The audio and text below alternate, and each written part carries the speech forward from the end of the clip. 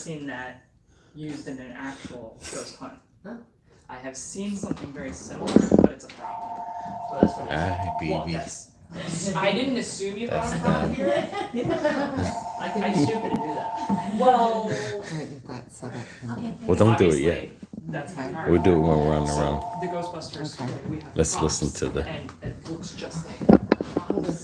So I can go to the restroom and then we can Go start. for it. Tonight in uniform. And he would have definitely had every prop out because Ghosts make him nervous, but he was gonna do it for me. Just to be here. Yes, Much everybody what I'm doing here. Allegedly. I don't know if I'm gonna find it. Being on one more bathroom. Say again. One more bathroom person. All right. And then we can start. Unless anybody else needs to go to the. No. Okay. I'll go to. Have anybody been here before at all? Yeah, Yeah. Oh, awesome. Nighttime, daytime. all daytime. Yeah. I caught a really clear ghost in the window Really? with yeah, because I'm trying to find it right now so I can show it to everybody. It's a really pissed off man with a mustache. Sounds like With a goatee, and he's looking through the window, and I took that picture outside. Oh, no. I want to show you everybody. Oh. I took, yeah. And then I passed again at night by here, and I saw some demons sitting on the rocking chairs. They look like Chucky. We've gotten shadows on the rocking chairs before. I get a woman with 2 kids. She was just there. Yeah. Yeah. She's gonna be fun tonight. Yeah. She is. I'm trying to find it. Oh, good. I needed a little picnic for today. There's no air. Turn the air down real quick. I was gonna say there's no air conditioning in the house 'cause it's hot. Oh, is it? Okay. Yes, I know about you, but I don't know why it's saying it's cold in here, but it's hot. No, but the temperature is totally different from a room to the other, and they have no And that's why I don't notice, because I'm like, is the air on? Is it not on? Because I had cold chills just when you had said that. Yes, and exactly, yeah. So I said mine's the thing turned blue that it cold. Oh, yeah. It detected a cold. That's I had no idea. Yeah, and I'm thinking I'm freaking hot. Oh, and I was like, I'm cold. It's funny. Your hair is making me sad though. I just cut I swear to God 18 inches off my hair. Oh, my hair. Yeah. I just cut it too. Oh no. mine was down here and then it got That's stuck very nice. in a curling iron. Oh my goodness. My hair. Mine years ago, mine used to be really, really long as well, and then it got to the point where I would actually pin myself underneath my arm when I was sleeping, and then I'd go to move my head. that would happen, or I'd sit on it and then go to move, and it's fine. Okay, you ready? I'm ready. Fantastic. So interesting how they disappear. You'll find it eventually. Yeah, I'm trying to find it. I'm trying to, find You'll it. leave and be like, oh, that's where that was. I turned blue once already. Did it? Yeah. And so welcome to the Masonry House. My name is Tammy, and this is Ashley. We will be your ghost hostesses with the mostesses. You finally said it! I'm so excited! This is what we do on our weekends for free. Yeah. You guys are actually our entertainment, believe it or not. Yeah. So the Masonry House is not a first and a last name, which most people seem to think it is. Those of you who have been here before kind of know most of the basic history. But it's actually because it's a hyphenated name after 2 different men who built the house in 2 separate occasions. So the original part of the house was built in 1856 by a man named John May. Then in 1880, Dr. Sheldon Stringer moved in and added 10 rooms to the original 4-room structure in 1880. So the original structure, when it was first built, was only 4 rooms consisting of just the parlor, the dining room, and the 2 bedrooms directly above it. So everything that you see on this side of the house and upwards and towards the back will have been the newer part of the house, even though it's still over 150 years old. We still call it the new part of the house. So The house went through multiple transitions. There was 3 major families that lived here for long periods of time. We had the Mays, the Saxons, and the Stringers. The Stringers were here the longest. They were here from 1880 until 1949. In 1950, it became a rental home until 1974. So that's 24 years that a lot of different families stayed here for short periods of time. Unfortunately, in 1974, of course, it's an old house. Things fall apart. Nobody really has the money to sink into it. So it became abandoned. Look at the guy in the window. Oh, that doesn't look like Frank though. So who It might is be that? the other guy. Mm. We don't really talk about him on tours. Oh, The other guy. He looks pissed though. Well, That Okay. gave me straight goosebumps. Is it Harry? Gary? no. No, Oh. no. So anyways, the house was a rental home, and then it became abandoned in 1974. So if you look at the photographs on the wall behind you, that's the condition the house was in before the Historical Society took it over in 1981. So there was literally nothing here. It was a shell of a house, the plaster was crumbling, the woodworking needed to be redone, there was linoleum on the floors, the mantle was painted black, there was just all sorts of horrible things that were just needed to be fixed very, very badly. They wanted to demolish the home and build a medical complex here. Of course, that would erase all of the history and the stories would be forgotten. If you take a look at the photograph on the wall, the top picture, woman in a long pink gown, her name was Virginia Jackson. She was a town historian, so she knew the significance that this house had, all the stories, all the memories, all the history, and she didn't want to see it just disappear like that. So she literally went through the community knocking on people's doors, asking for donations, people that could donate their time, their money, their services, their skill sets, anything to keep this house in a better condition than it was and restore it to its original condition and just make sure it never went away. Obviously, she succeeded. We're now the oldest restored home in all of Brooksville. We're also a nonprofit, all-volunteer organization, meaning that all of the money we make from all the tours every week throughout the year and all the special events that we do throughout the year goes right back into the upkeep of the home and the electric bill, which can get pretty high. It also means that since we are volunteers, we're here because we want to be, not because we have to be. So this is a second home to us, and we're a weird, crazy, dysfunctional family. Yeah. But fun and dysfunctional. But that's what makes us special, and that's how you know that we are here for you. And we want to show you the best time we possibly can. So back in 1860s, right after the Civil War was over, Brooksville was kind of lawless. It wasn't exactly the greatest place to be. Some towns are like that.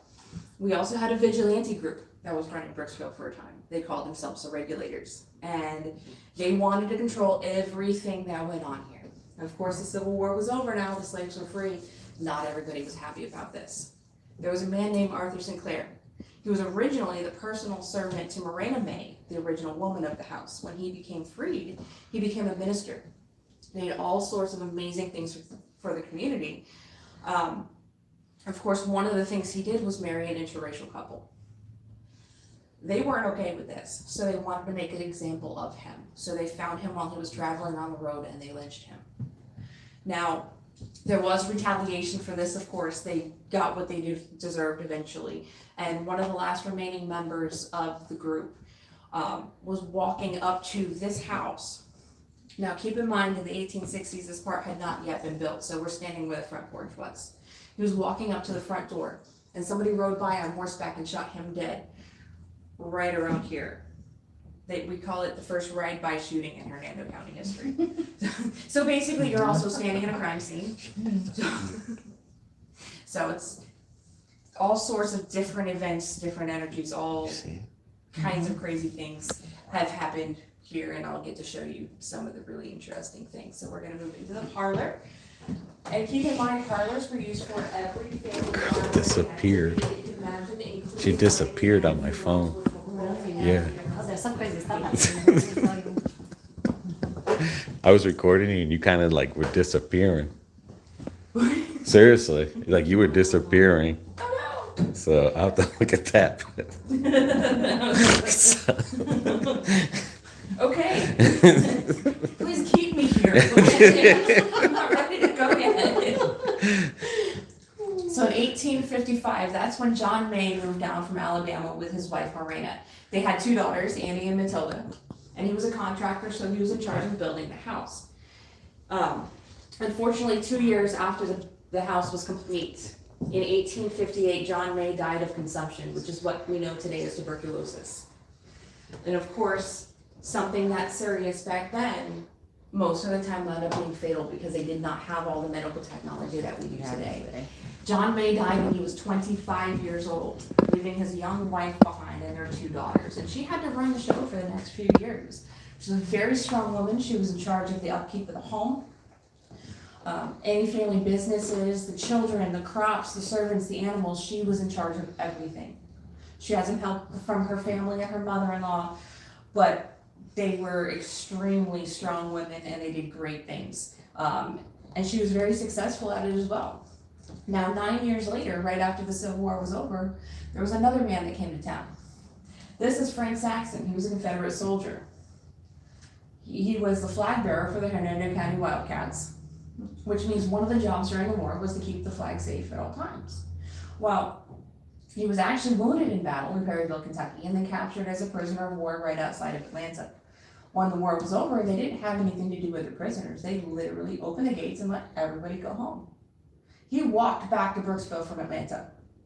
So now he's a huge local hero because he has survived the war, made it back home, and kept that flag safe tucked in his pocket at all times. Of course, he wants to start a family of his own, and he meets Morena May, John May's widow.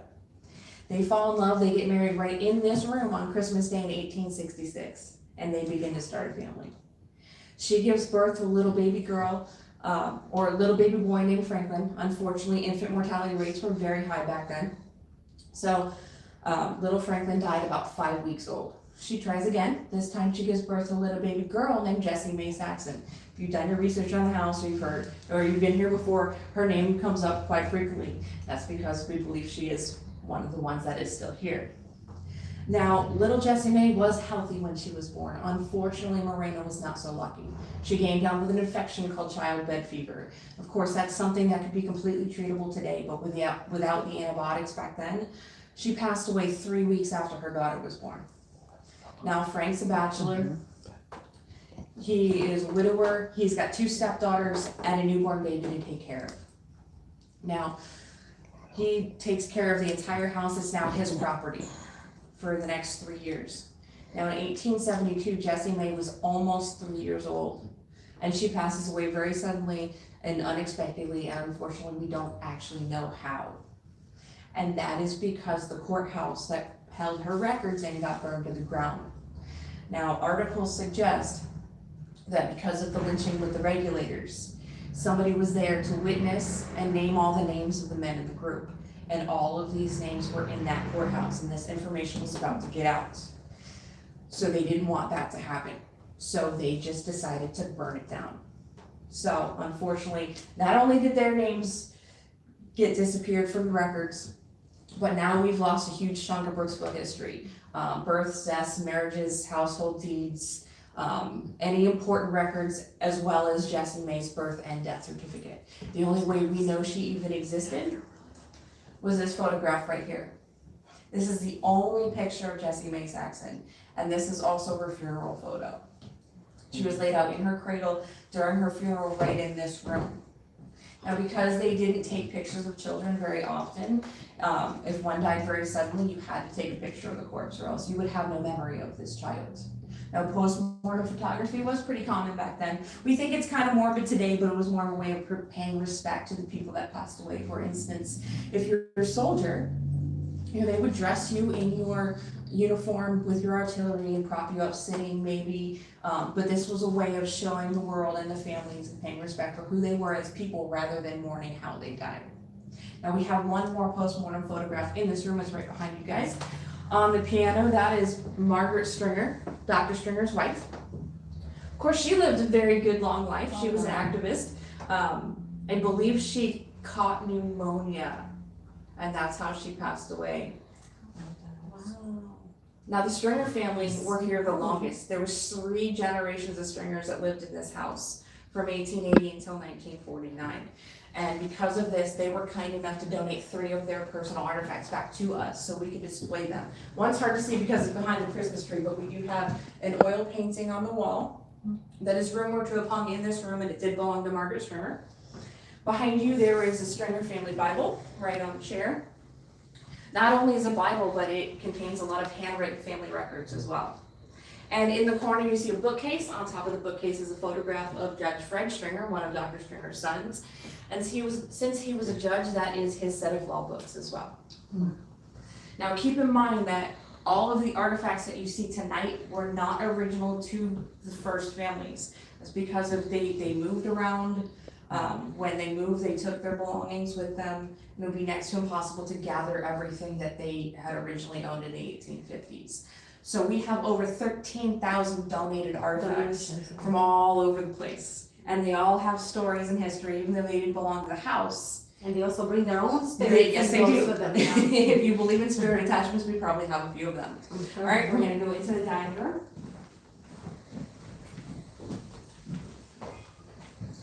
All the way around the table. I'm a ballet performer. Like, that's my degree in music. Really? So yeah, and a minor in piano. Great. Yeah.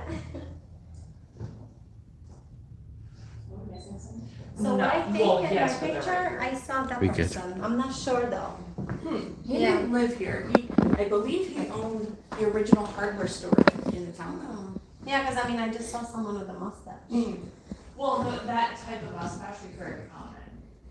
And with a goatee. Well, Decided to have and a you can goatee. see Yeah. even Mr. Saxon did have the same mustache, but his energy Interesting, is very, the entity that you have photographed, his energy is very well known here, and both of us thought it was the exact same person as Stokes. Oh.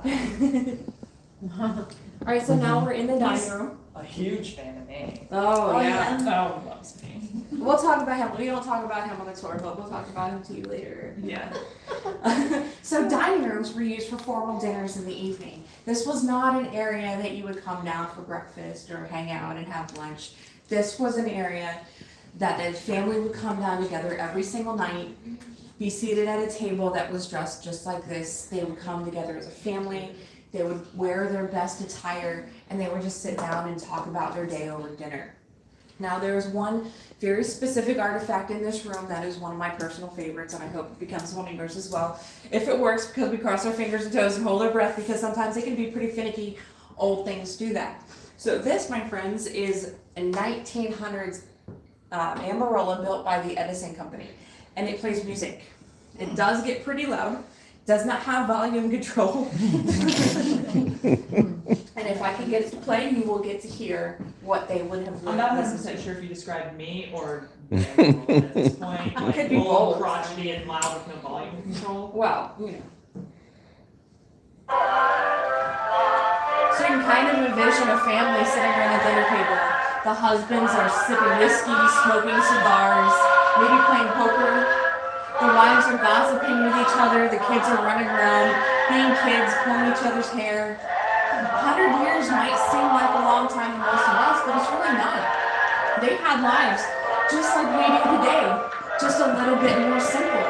They went to work, they had job stress, they had family gatherings, heartbreaks, romances, vacations. They did chores, the grocery shopping, and maybe the music would be playing while they're doing their hobbies, or even having a funeral in the next room. And sometimes we take for granted the things that we see around us. It's a museum, and there's a lot of artifacts, but they're not decorations. Think about it. Every single one of these artifacts came from someone who used it every single day. And some of these artifacts were people's very favorite items in the entire world, including the dishes that they would be served on, the beautiful dresses that the women wore, the baby dolls the children played with, even the lamps that they switched on at nighttime. Everything had a use and a purpose, and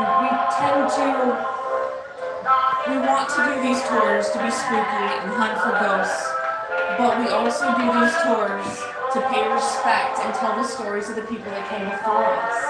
Because we have to honor their memory, because they literally paved the way for everything that we do today and everything that we have now. And while while it's fun to go ghost hunting, if we don't know their stories, who are we looking for? So we also play the music because in paranormal investigating, it's a common theory. If you play music from that time period, it makes them feel a little bit more comfortable knowing that we are here to appreciate them. And even if they didn't live here, you have to wind it. I love it when it does that. It's so weird and creepy. Just gotta let it play out.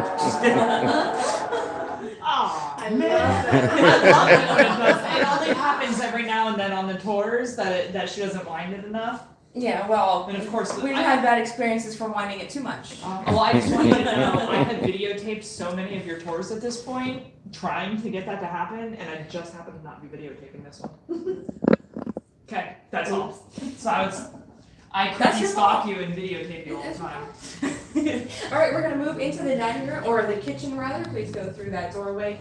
And you're going to pass a staircase, which was actually the original outdoor staircase of the May family home, because they were taxed on everything.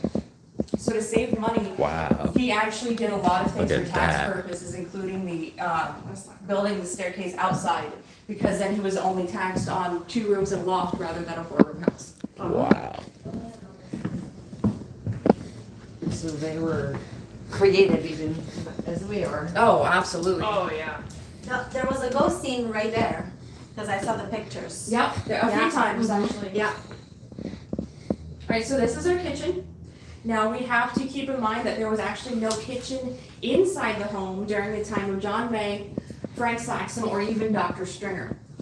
Now Dr. Stringer used this room more of an informal dining area, kind of like a hangout area, so like a breakfast nook rather.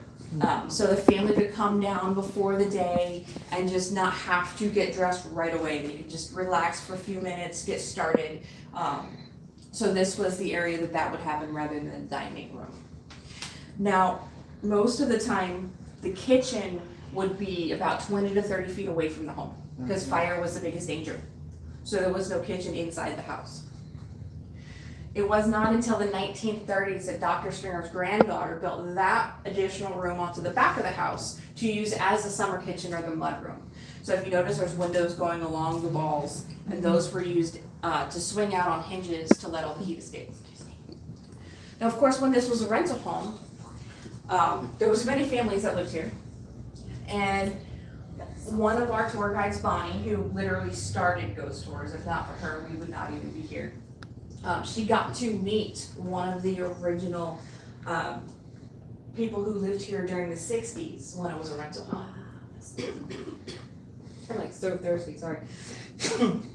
My throat's been so dry all week, it's ridiculous. I think it's the air. Mine too, I don't know why. I know today too at work, I was like, Yeah, all week I've been like that. But I think it's got something to do with the weather change too. definitely, yeah. I'll wake up in the middle of the night and have to like down a bottle of water. That's how thirsty I am. So when this boy was living here in the 60s, he was about 8 years old. He didn't come back here on a tour until he was 40. Took him a long time, but in his words, it's because he had to grow up and be a big boy. That's where the ghost was seen. So he told Bonnie this story about when he was living here as a child. And of course he was 8, so what do 8-year-old boys do? Run around the house, piss off his parents. He was bouncing a ball inside the house.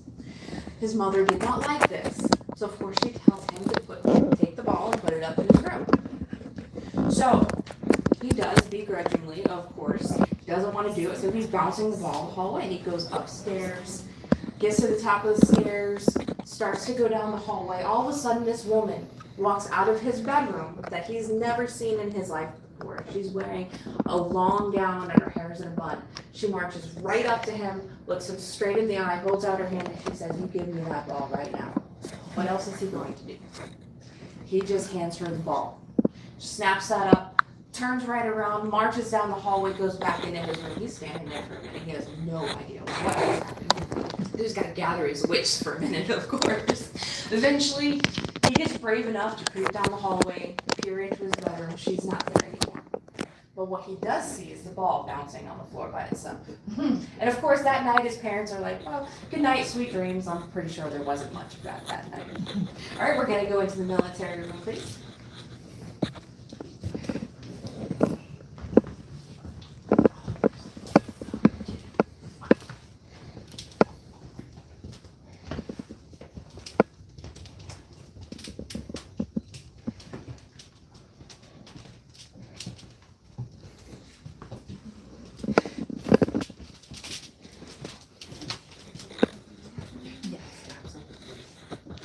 This is our military room.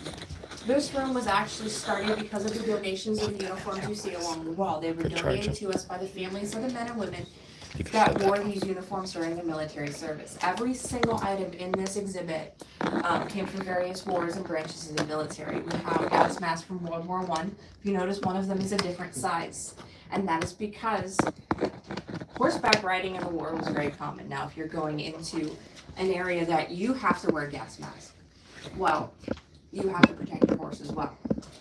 So they designed that specifically for that purpose. We also have a Nazi knife, a grenade, pack of cigarettes, which is probably the only stress relief that some young men ever had. And when I say the word young men, I use that term very loosely. You have to think back to the Civil War and earlier. You were considered a young man at the age of 15, 12, sometimes younger.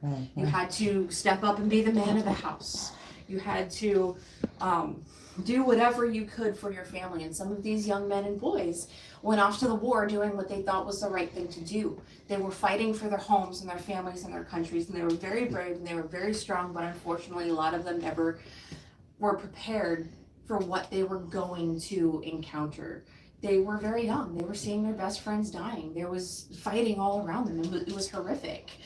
We have a rosary, which was probably clutched in the hand of some man whenever times got very, very difficult.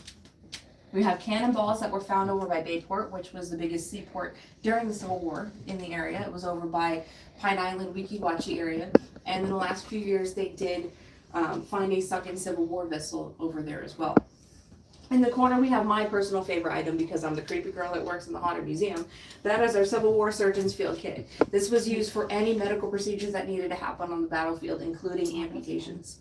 If you got shot in the arm or the leg, they felt the best way to treat this injury was to just cut it right off.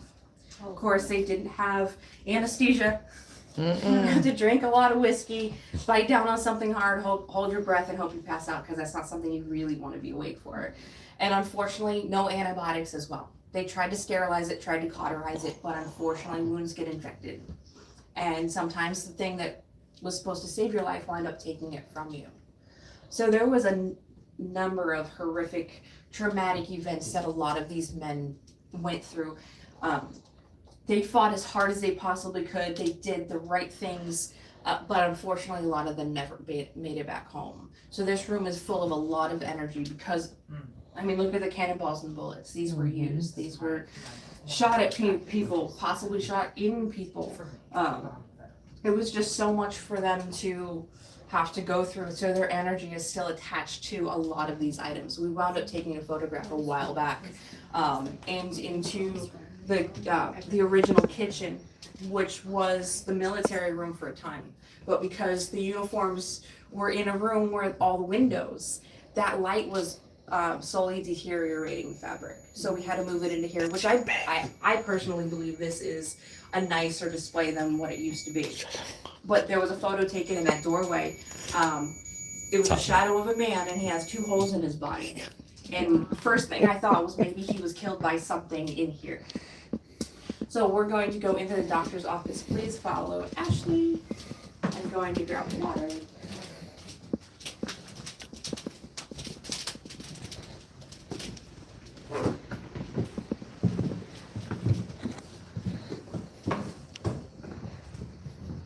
There's your bathroom.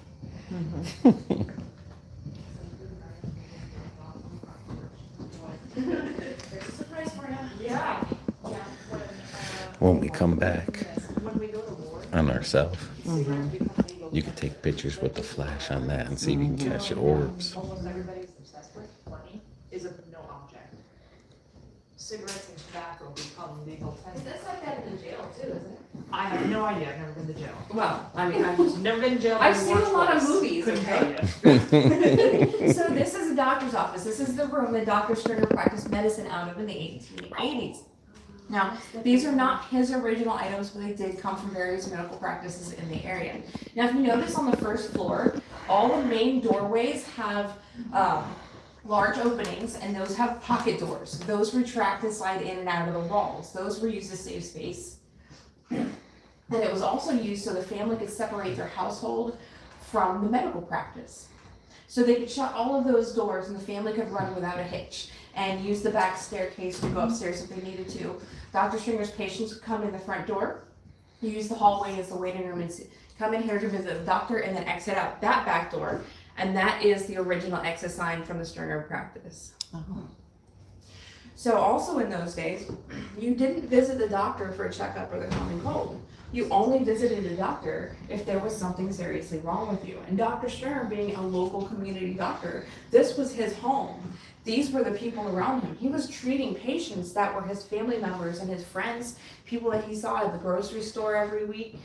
So how many patients, as hard as he tried, he did amazing things and he was a very good doctor, but you can only do so much back then with the very little equipment that they had. How many patients did he treat that he tried as hard as he could, but unfortunately they wound up being terminal? And some of them were probably people that he knew. There is an experience that a number of our volunteers have had where they see the spirit of Dr. Stringer, but it's not an interactive one. It's more of a snapshot, residual, plays the same thing over and over and over again. What people are seeing is Dr. Stringer walks down the front staircase, stops about halfway, looks out the front door, turns white as a sheet, and runs back upstairs like he's just seen something or someone that was in worse shape than he was expecting. Possibly somebody that he knew, and he had to just snap into doctor mode and try and treat them the best they could. Whatever it was has left that impression on his memory so much that it's just replaying over and over and over again to this day. Now, hospitals were also pretty small. That is one of the original hospitals in Brooksville. Smaller than this house, actually. And when you have something of that size, you're not going to have room for a whole lot. Most of the time they had one operating room and therefore one operating table. This, everybody's favorite artifact in the room, is the one and only all-purpose operating table that came out of the Broad Street Hospital in the 1920s.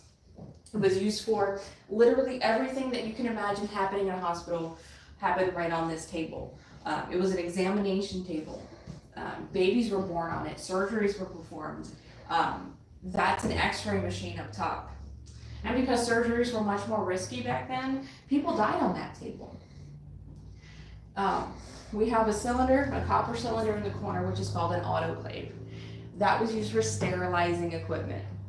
That was steam powered. And imagine, if you will, it did come out of the same hospital. So let's say a patient was on the table, a doctor or surgeon performing whatever they needed to do. When they get done, they take their tools and equipment, their scalpels, their scissors and needles, they clean them off, put them in the autoclave, sterilize them, and get them ready for the next patient. Comforting thoughts during your next doctor's visit. Now, their medications were also somewhat questionable. I say that mildly.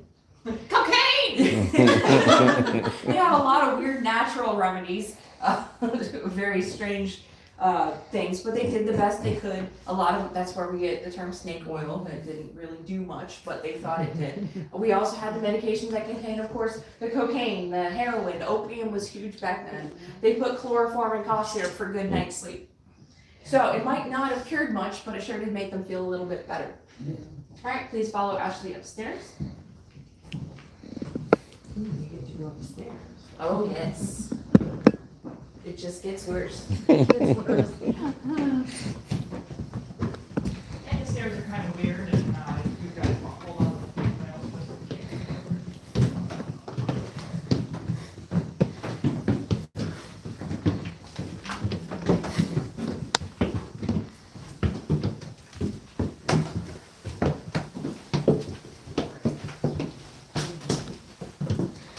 the Look at your bifocals. Oh wow, there's a door up here.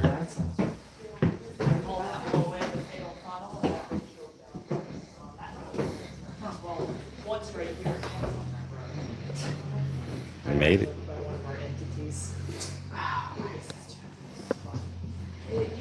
Yeah.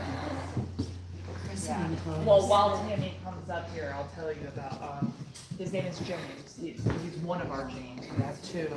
And he was part of the regulators. And I am a well-known black rights advocate. And he just You does guys feel not the like energy? I just know it's hot in here. Yeah, well, yeah. You're good, you're This good. is the type of house that it gets hotter the higher you go. Yes. Yeah. Okay. Summers in the attic. Like Oh my giving God. the daytime tours. Trust me, Oh yeah. my God. I'd be like, attic, bye. When I used to do day tours, I would do my attic part for about 2 to 3 minutes tops in August and July. I would talk down here. I would give the whole speech of the attic and be like, we can go up there and look if you want, but it's like 90 degrees. Yeah, up there. basically. Oh my God. And then in the winters it get really cold because there's no insulation. So right here is our master bedroom. This is the new part of the house. This is 1880 side. This is the master bedroom that belonged to Mr. and Mrs. Stringer. They spent many, many years together. She died just a few short years after he did. So they spent a lot of time in here, possibly some romantic nights as well. I've heard they were a very loving couple. I like to call them the power couple of Brooksville. He was a doctor, she was an activist, and they did great things for the community. But this was kind of her sanctuary. With her husband's patients coming in and out of the home at all times, she really just needed some place to go with her hobbies, her writing desk, her sewing equipment. So she spent a lot of time up here just for herself. She was a very strict, strong, and religious woman, and a number of people have picked up on that particular type of energy as well. We do have another spirit that inhabits this house, or this room rather. He is free to go wherever he wants to. He was only a guest at the home for a short period of time. Now, right after World War I was over, in 1919, the Stringer family, it was the Stringer family's children at the time, they had a guest named James staying with him, and he was a soldier from World War I. Now, before he went off to war, he was engaged to be married, and he was in love with this woman. While he was fighting the war, she was his happy thought. She was keeping him going. He knew that when he came home, they were going to be together, get married, start a family, and everything was going to be okay. But unfortunately, when he was staying here, he found out from someone else that she got married to another man while he was off at war. Now, we don't know why this happened. It could be a number of reasons. Maybe she found someone else. Maybe she thought he had died during the war, and that was the way to get over him. Misinformation was very common back then, unfortunately. We didn't have the communication like we do today. So I do not rule out that possibility. But because he was so devastated with this news, as the stories go, he went upstairs and committed suicide by hanging. So he has been here ever since, roaming the halls. Some nights are sad, some are heavy, but he's kind of quirky as well. He's a nice guy, he's a protector. The ladies love him and he loves the ladies. He likes to pinch butts and stroke hair. So on behalf of the museum, I apologize in advance if anybody is inappropriately touched this Sounds like my evening. This kind of also does guy. not give the men in the room permission to grab a butt and blame it on James. Trust me, we have those that try. Well, But men he's will been be here a long men. time. 100 years is quite a number of years. Oh, wow. So he might get a little bit lonely. That's why he's getting a little bit handsy. So we're gonna go across the hall now to the communications room. As you're walking across the hall, you'll notice the difference is a floor. That's because we're now back inside the 1856. We're now entering the old part of the house. See that little timer set? Wow. The phone we have at the house. Yeah, we had one of those back in the day. I'm saying that's the one that. That's where I do this. We had the ones that wound up. And I had a rotary phone in the kitchen of my original home in the 80s. It was on the wall next to the refrigerator. And there was a little stool in front of it. So the cord was only so long. So if you try to walk around, you'd wind up the cord all the way around you. Yeah, we have a List rotary. of phone number, a lot of cord. We have one hanging on our wall, a rotary from the 70s. Oh, wow. I love those. I really do. So this is our communications room. This exhibit is because we've had a number of amazing communication artifacts. We have a switchboard that was in use in Brooksville until the 1970s. The original phone booth from the original Hernando High Shine the light School. there. Post office boxes. antique radios and also a teletype machine in the center. Now, before we were a museum, when this was just the original four-room structure, this was the original master bedroom that belonged to John and Miranda May, and later on Miranda and Frank Saxon.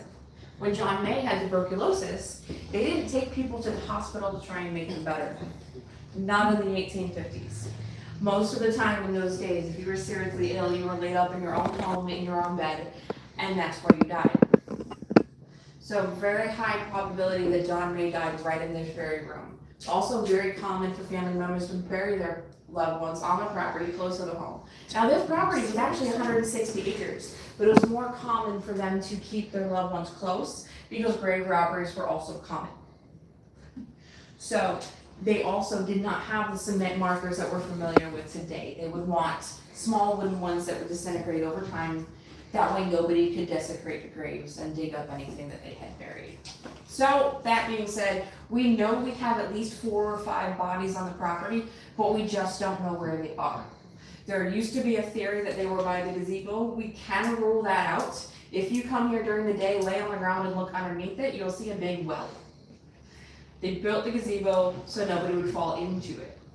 And you're not gonna put bodies next to water.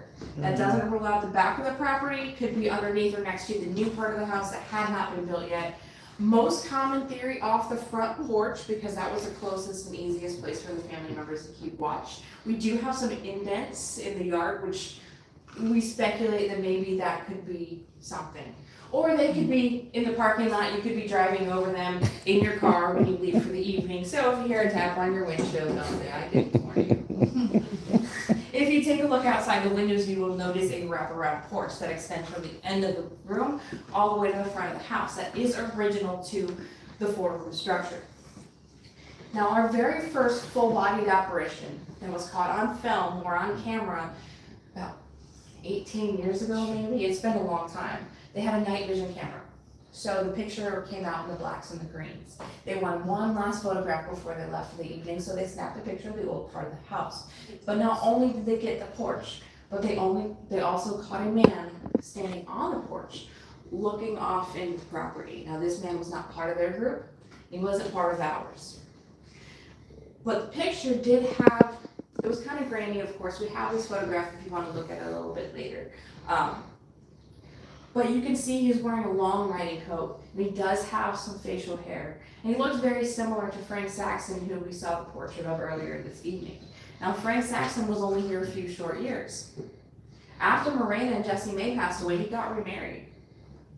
His new wife came from a wealthy family. This house was too small. She didn't want to live here. It meant nothing to her. She wanted a big house and a big family all her own. Her father actually bought property for Frank to build on so they could have a home of their own. So they built the Saxon Manor, also known as the Scarborough House, about 3 blocks down, across the street from the Coney Island hot dog place. And it still stands today.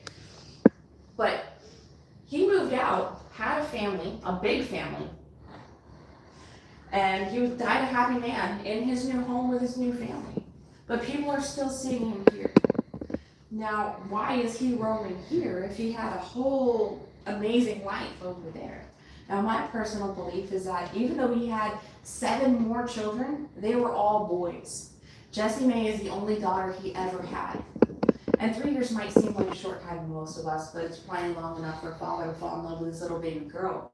He raised her, he protected her, he sang to her, played with her, and every parent feels a responsibility for their children. If something happens to them, even if it's unpreventable, like an illness or an accident, every parent feels like they should be able to prevent this from happening. And he was unable to prevent the very untimely death of his very young daughter. He might feel some sense of guilt. We've caught photographs of him on several occasions, just right on the porch, just staring off into the distance. One of the theories is that maybe she had fallen from the porch, and maybe he's wondering what he could have done differently. It's only speculation, but we'll never know for sure. But for some reason, he's still here, and I believe it's because of her. Now, through this doorway is her bedroom. Look at this. It was a children's room back then. It is still a children's room today.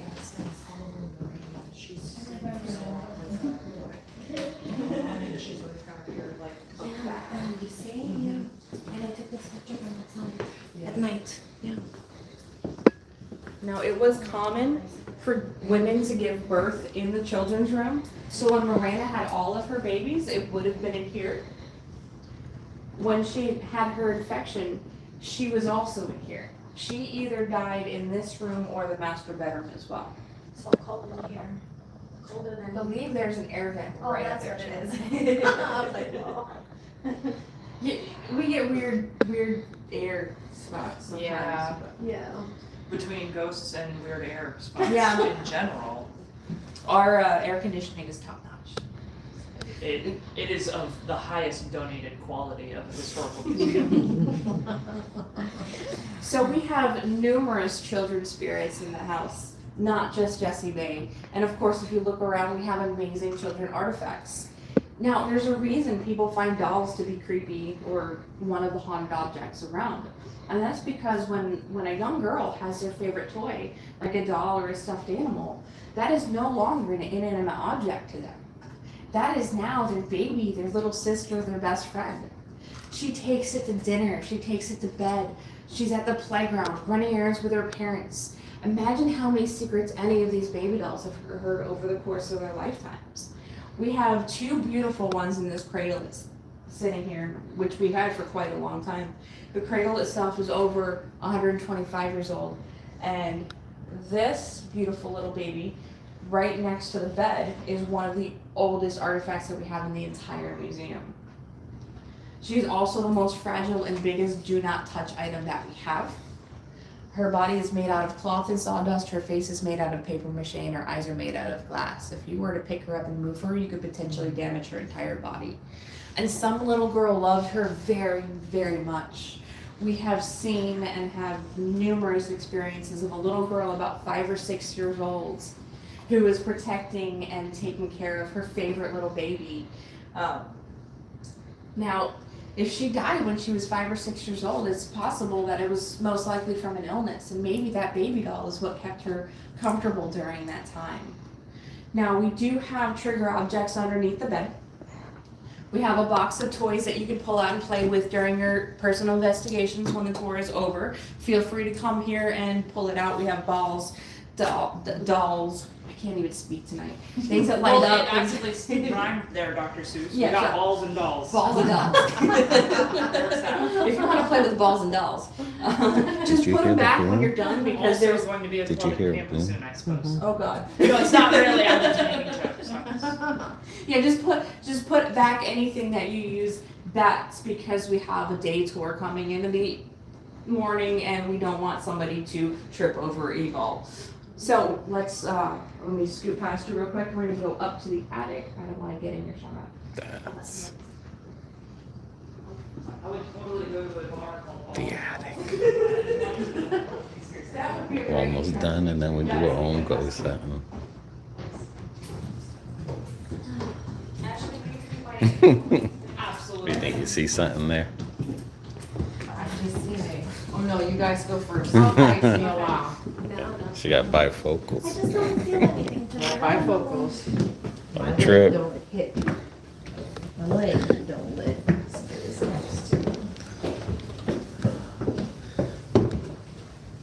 And this area is one of the reasons we like to keep our tours small.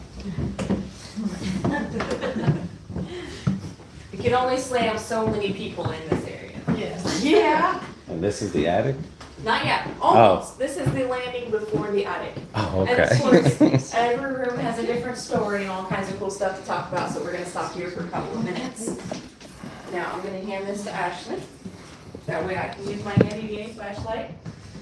This case contains a number of metal artifacts that were found by a metal detector on the property a few years back.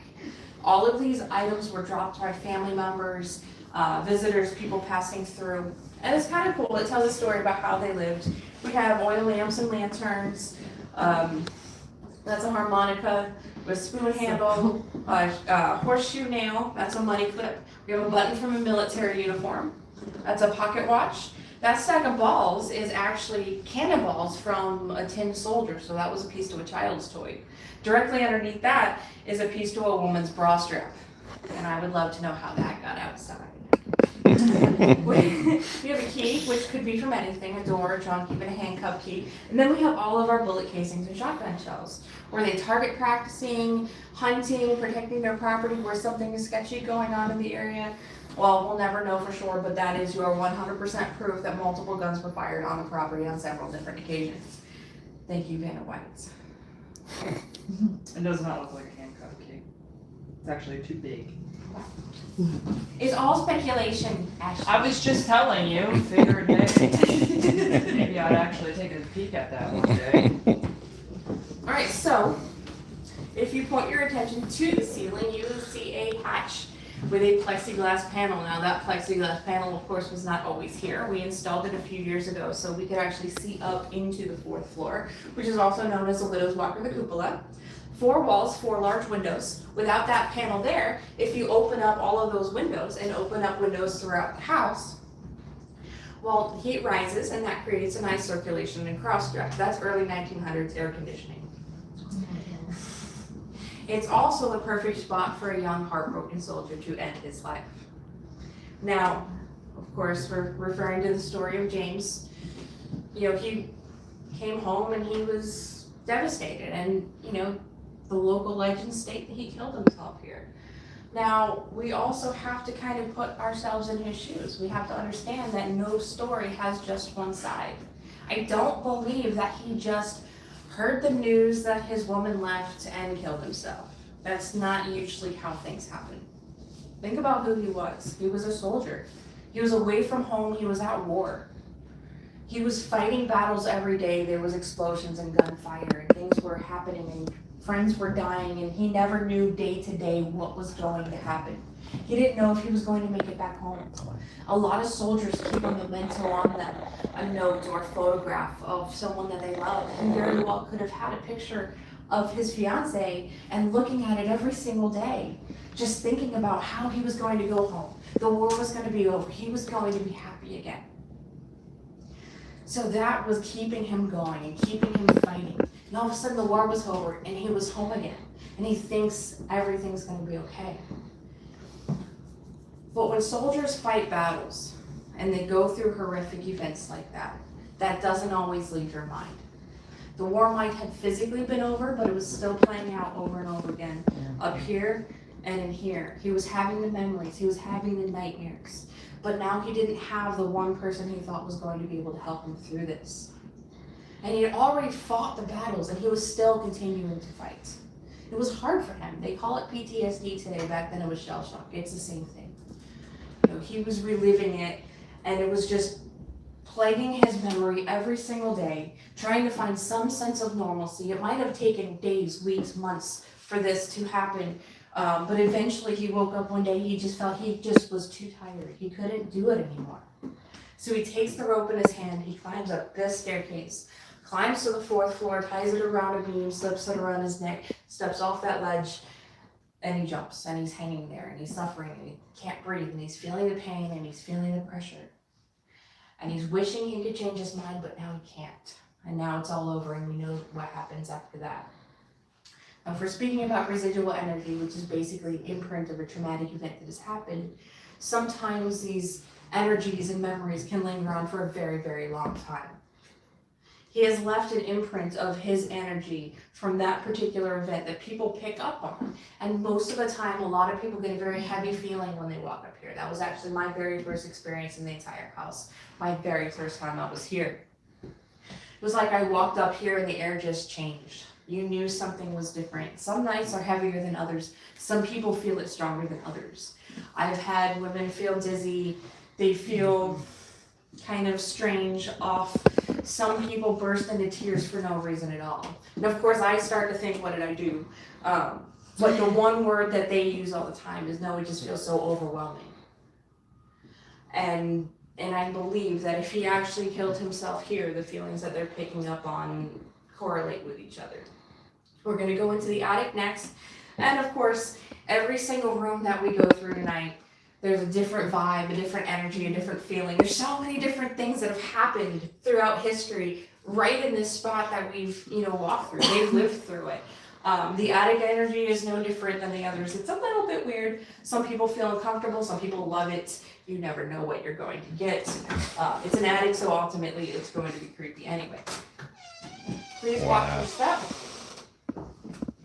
And we do have some storage for Christmas going on, so kind of have a carpeted area on this side.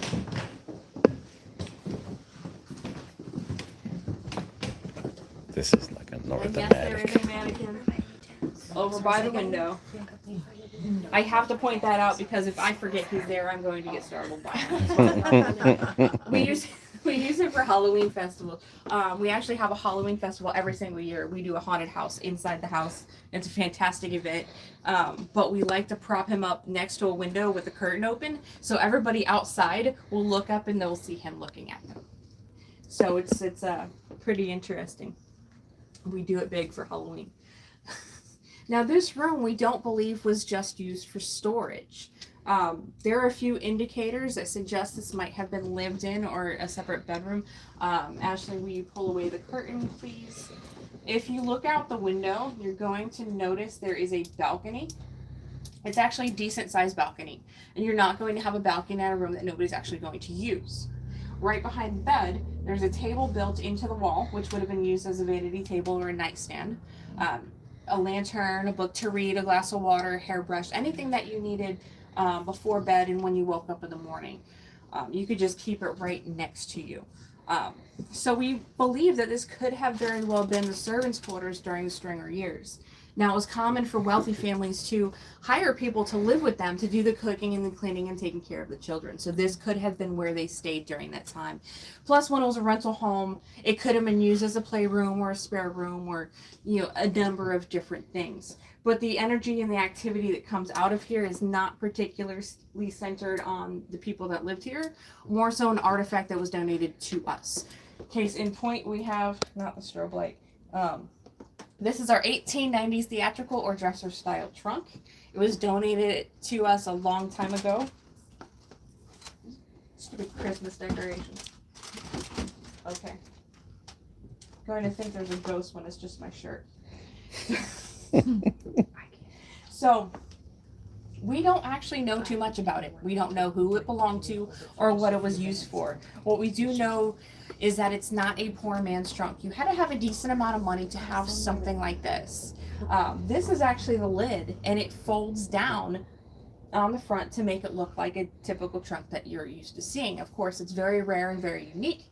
It has a mirror, several hidden compartments, 3 drawers for all of your clothes, and pockets on the bottom for your shoes and anything else you needed to carry with you. Somebody's entire life was possibly in this trunk. Wealthy people going on vacations all the time, cruises, they wanted to take their bedroom with them. If you had a career that involved a lot of traveling, like the theater, vaudeville was common back then. Circus performers, street performers, musicians, traveling salesmen, even doctors and military commanders want something just like this. And we have tried to find out who it belonged to, but when it was donated to us, the sheet that was filled out had very little information, and unfortunately we cannot track down the original owners. There was a theory by one of my guests a while back. They're like, well, maybe they donated it to you because they knew it was haunted and didn't want it in their house anymore. I'm like, well, you're probably right. It is inhabited by a man that we call, some people call him Mr. Nasty, other people call him Gary. He's kind of interesting. Some people he makes uncomfortable. Some people don't like coming up here because they feel targeted. I don't personally believe that he's a negative entity or a demon. I believe that personalities carry over. If you're an asshole when you're alive, you're going to be an asshole when you're dead. And that's our theory. I agree. There's so many different personalities right in this room. Of course, they're not all going to be the same as ghosts. So, he's moody, he's cranky, he's sarcastic, and he's definitely a bit of a prankster. He's gotten, people believe that he was an alcoholic.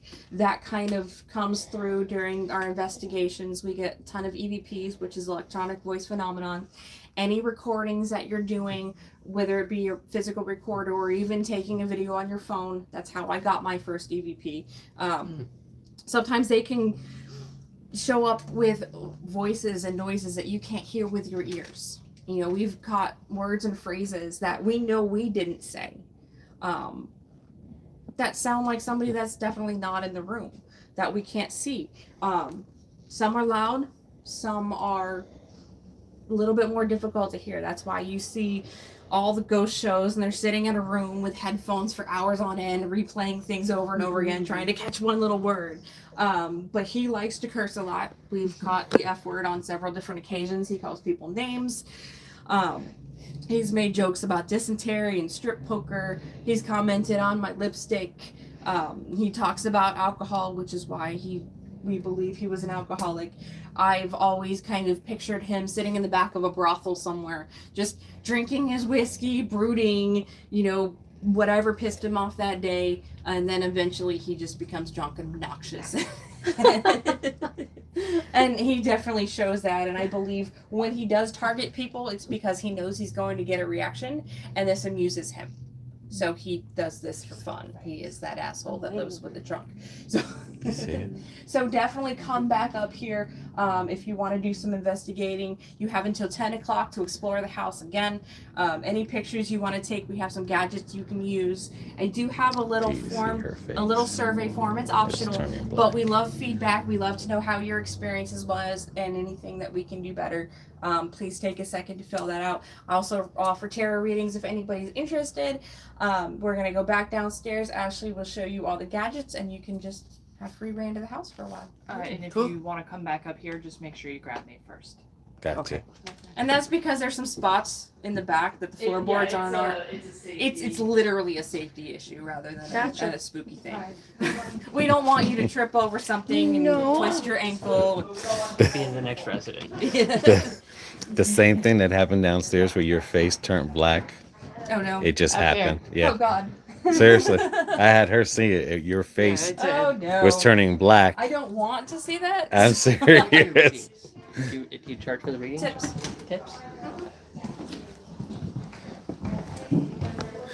Alrighty, baby. Now.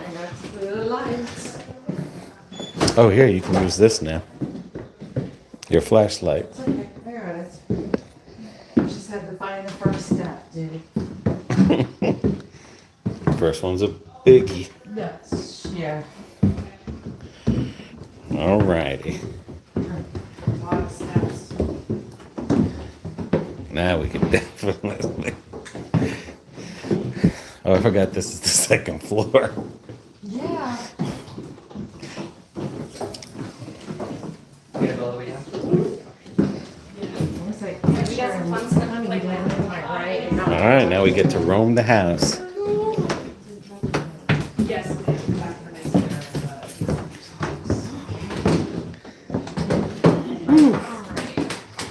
Alrighty. Son of a gun. Now.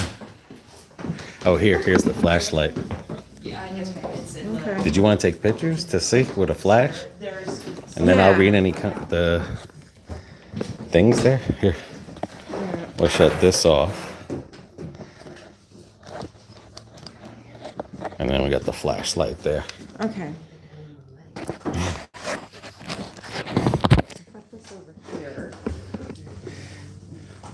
Yeah, Can I if you have need the this one? flashlight, then you have that. Make sure the flash is on when you take pictures. I'm trying to check. Yeah, just come out of that. Yeah, but I promise you, it was over here on this floor and the other floor where your face turned black. That's not cool, dude. No, I'm saying her face I know. like disappeared in the first one. I gotta look at this again. It feels pretty crazy in here.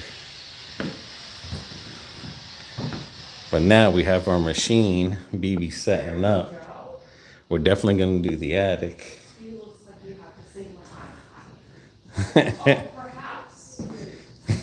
Yes. Oh, okay, that's fantastic.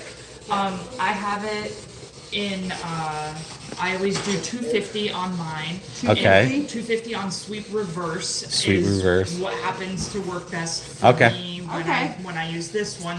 Oh yeah, because this is like new to us. We went to a couple places like in St. Augustine, and we're going to Savannah next week, and we're going to do the cemeteries there. Oh, it's So, so beautiful. and we've our been asking cemetery here people, is so amazing, too. yeah, All right, we've been so- asking people like to help us out with this, and Oh, that's me. I'm our tech person. yeah. So 250 Bring reverse. something that you can hear, or bring yes. And those the baby's room. Oh, you don't need me for the baby's room. Only the attic. All right, so You'll be fine. power is here. Bring something like this that you can amplify it with, or Uh-huh. something, or like headphones or something that you can hear. So then the other. Well, we brought this speaker here. It, You think that amplified just because we do have a so speaker that that? you can hear it. Oh, Yeah, okay. I so got that you. You can hear it better because. Oh and yeah, then, like a headphone. and then just get okay, and then just like Scaredy practice, cat. Leave it on like in the background and stuff. That way you get used to what's radio noise and Right. what's a spirit noise. Okay. Okay. Because you'll hear a vast difference between the two. For the spirit box today, our most interactive is Gary, hands down. Okay. Okay. He's our number one, and he'll tell you. Like I've been up there with him, and he'll go not in the mood, and he won't talk anymore. Son of a gun. One time, somebody up there, it didn't sound like Gary. I said, "Is there anybody up here that wants to speak with us?" And he said, "Only Ashley." And I was like, Cool. Okay, but then nobody else. I've caught a woman screaming up there. I said, "Is there anybody that wants to speak with us?" And she screamed. I actually have that on video. So we can go. So when we go to the attic, you're coming with us? Yeah, I have Okay. to go with Alright, that. Well, that's Let me great get because this then set you then. know what Yeah. I'm saying. She can show us. So we'll do some of the house, and then she Okay. can Yep. show us what Whenever we're. you're ready. Yeah, you yeah. can Go up there and I'll show Okay, you how to thank use you. the spirit box. All right, yeah. I'm That's gonna go with you. Okay, awesome. All right, yeah, how do you And- change it, the frequency? She's got hers at 250. right. It'll be 250 backwards, Right. but let's just do the blue light thing Okay. for now, and then that's card reading. All right, we'll leave them. Let's go over there real quick.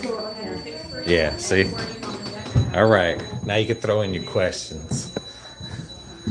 Yes, we are going to Savannah next week. Here, baby. I'm gonna go.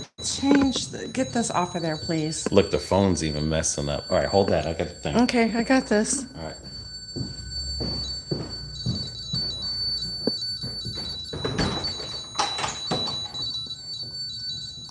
Good thing you didn't take the other camera in there.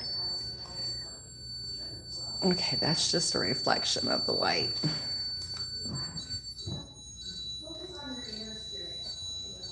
Okay. What do you think? I guess I have to have the BB's just got too much crap going on, guys.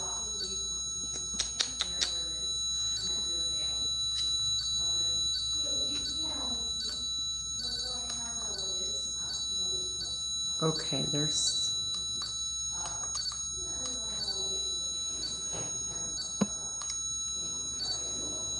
Okay.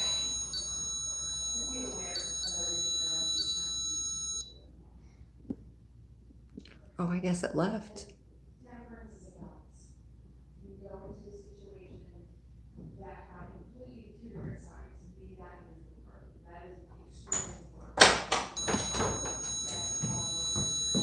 You got your flashlight? I got it right here. You seeing anything? Not Ooh, yet. look at that thing on the bottom there. Where, what? Over here. Keep going straight ahead. Looks like eyes. That's That look like eyes pointing to it. Wow, that look like eyes from the back. And look at your thing. So it's detecting something. Yeah, but I gotta get it. What, the volume off or? Sweep back. Oh, you want to do the reverse. sweep backwards? Yeah, she's going to teach us how to do that. Yeah. And then here. 250 sweep reverse. Okay, well. You got it, you're good. Give me the light. Alrighty. These are some of the things, guys. And now we get to tour the whole house for an hour. And the lady is going to show us.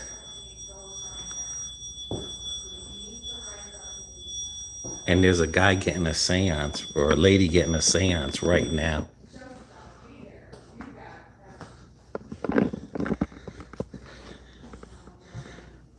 This is the table for operating. And BB's trying to take pictures of orbs. Is the flash going? Perfect. Yeah, BB's trying to get pictures of orbs. If you want me to hold that thing, I'll hold it. You guys got any questions? These are the people of Brooksville. Son. You hear music? Huh? Yeah, I did. Did you hear music? Music. I did too. And this isn't even a music box. And if you guys see something or hear something, let us know.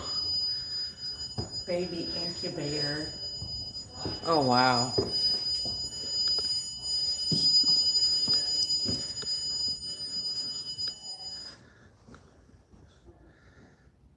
Okay, I'll let you see the baby pic. It's two pictures. They're dead now, just to let you know. Oh. The two pictures that they're showing. I heard it for real. Look at Colgate shaving. Camphor. That was another popular medicine back in the day. Right now they're doing a thing in the room, a seance. Okay.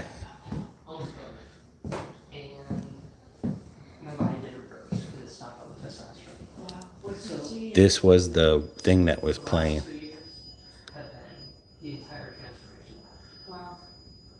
This is the first day I've ever talked to people out without that hair. Really? Because I didn't think it would make it. Okay. And so, yes.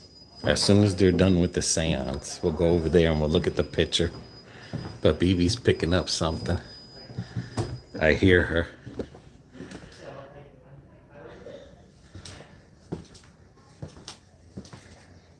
But I didn't want to bother them. I don't know if it's a Vicorola but that's what they used to listen to. I know she wounded it up. And these are real stuff. Surgery kit. Bullets. So. BB. Yes. Okay. Oh, BB's in the kitchen.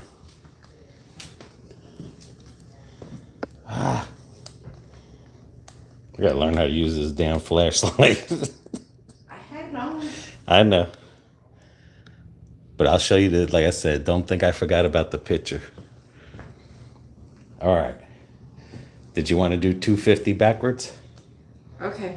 Hold on. Let me put this down. Okay. I could do the 250 backwards. Civil House, soldiers.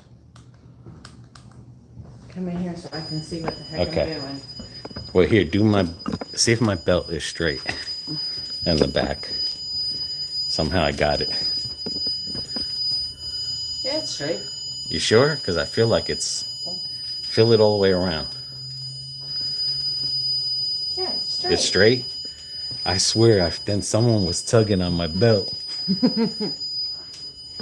I'm not lying. I felt like it was crooked. Son of a gun. Okay.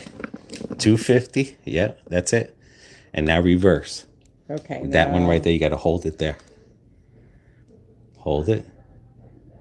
Why is that light up? Oh, maybe that's the wrong one. All right, hit that one, let it go. No, hold that other one again. This one's reverse. Okay, but hit that other light because that might be a flashlight. Okay. Okay. All right, now you got to turn. That's Do you on. hear a freaking radio playing? I do. Okay. Right, you got Let's that shut now? the temperature off. The temperature is, Is that one right there? yeah. All right, let's see if we can hear something. All right, now I'm going to continue to take some All pictures. right. Oh, yeah, it would help if you We can't get the What? volume's not working. Are you Can any? serious? I'm serious. Oh, yeah. Is there anybody here? You hear it? Okay, just leave it. Maybe it's just how it is. You got it all the way up, the volume? Pull that thing out. Son of a gun. All right, put it in. The bottom. The bottom? No. This one. Yeah. Okay, go All right, up try a the bit. other one. Try the other hole. All right, go take it out and try the bottom. That one right there. The second one. It's making noise. All right. Let's see if there's anyone here. I'm going to try to read your comments, guys. Usually temp drops. Yeah, the temperature's been dropping. Yeah, but you have to realize. Civil War house. Yeah. But you have Yeah. to realize some of the new air The conditioning. music. No, I understand. Yeah. Is from coming out of the bottom of the. Yeah, but that's, Floor. I'm sweating. But I know. I'm sweating. I know. I started to too. So she, I don't know what the fuck. Oh my God. Come on, dude. Don't let me down. I mean, you can hear it. A static. But it's not loud. What the hell? Come on, man. 250. Oh shit, there it goes. Now it's too loud. Oh.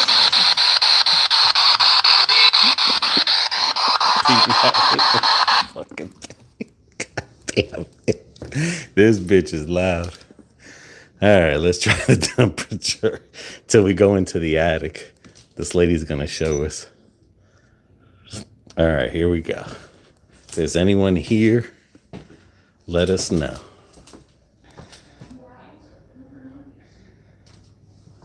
Oh yeah, we already got things. We got 4 or 8 ghost places we're gonna be doing live from in Savannah.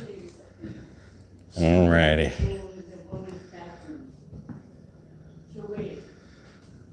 Come on. Is anybody here? Alrighty. You catching anything? Nothing so far. Alright, here we go. We got something here.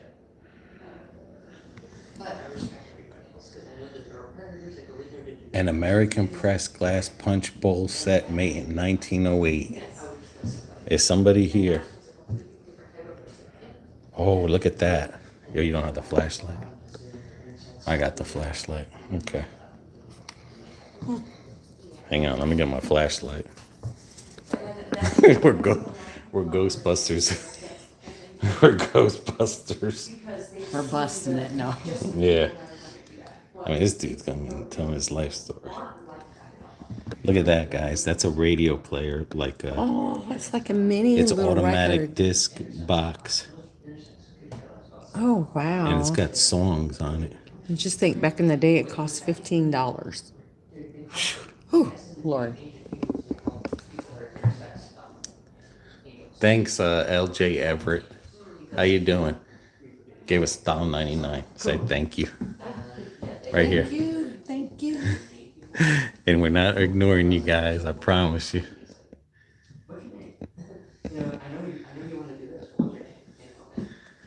Look at the little spoons that people collect. And Bee's trying to get some orbs.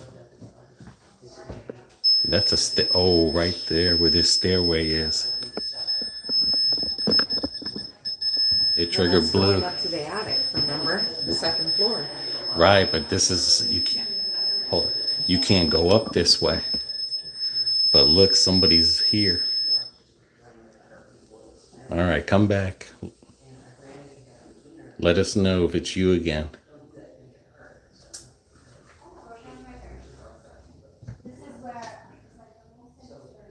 Hello.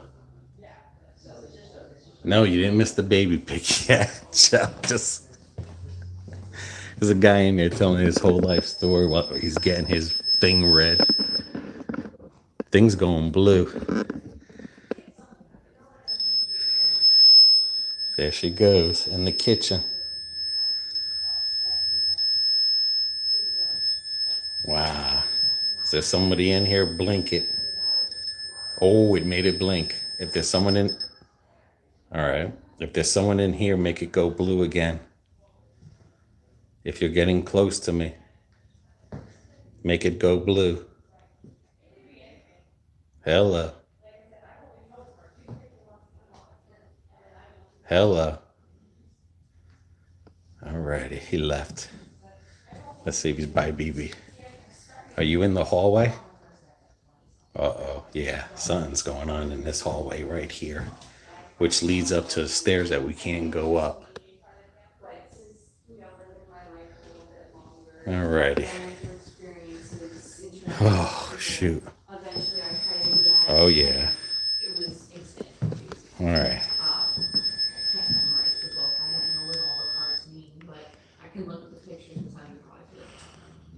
All right, let me shut this off here. Let me see that. All right, Shelly. Shelly wants to see the baby picture. I already got it. Well, No, she wants to see it live. Dried book versions, like this means this and this and this. Not But there's always interpretation. Right. And everybody's different.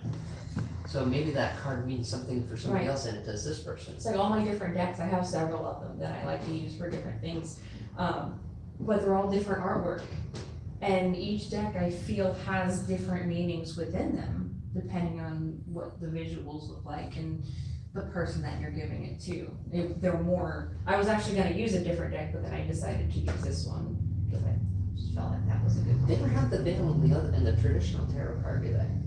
No, that one's oracle cards. Okay. Because the veil is actually crazy, because today was like my first day doing that there.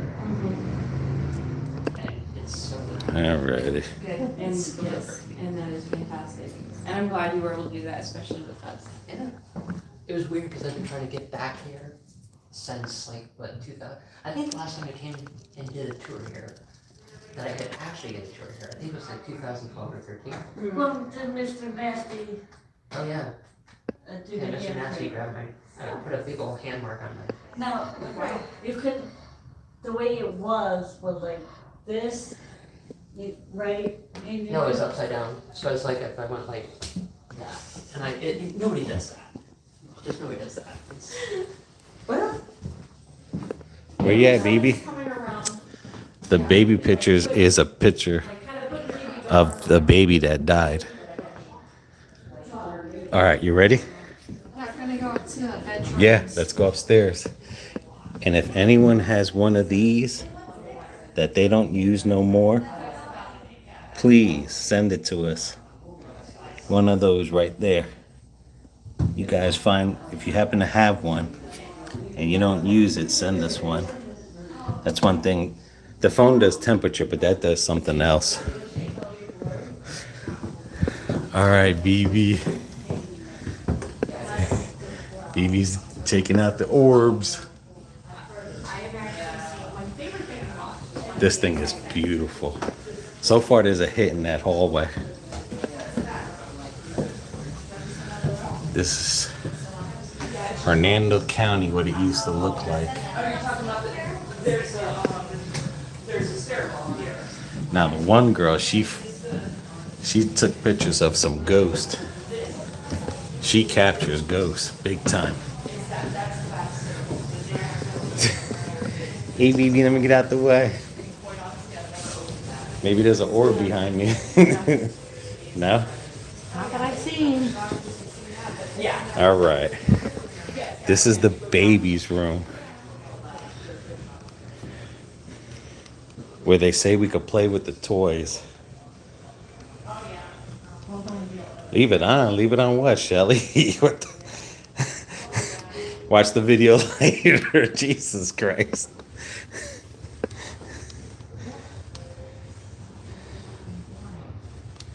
There we go. There's the teddy bear.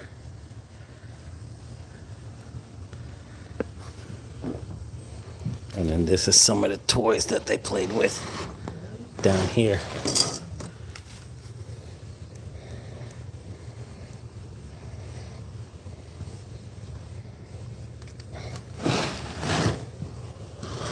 Wow. I want to get a video of this one dude, this creepy doll right here.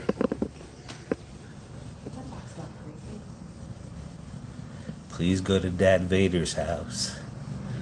Please. I got this. You one-eyer. Go to Dad Vader's house. Yes. Go to Dad Vader. He wants your soul.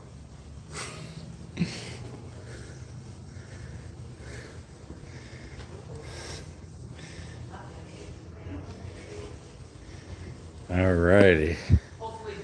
We got the old nutcracker. Oh, look at Erica. Oh no. Erica. Erica. Hello, Erica. Look, the doll smiling at you, Erica. Erica.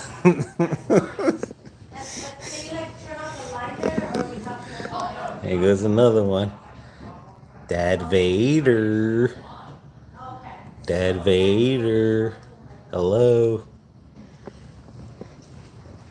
I gotta find BB. She went with the. I'm right behind you. Oh, God, you were at the. How about the blue thing? You getting anything on the blue thing? Oh, Erica hates dolls. Oh, now that I know Erica hates dolls. Screwed up, Erica.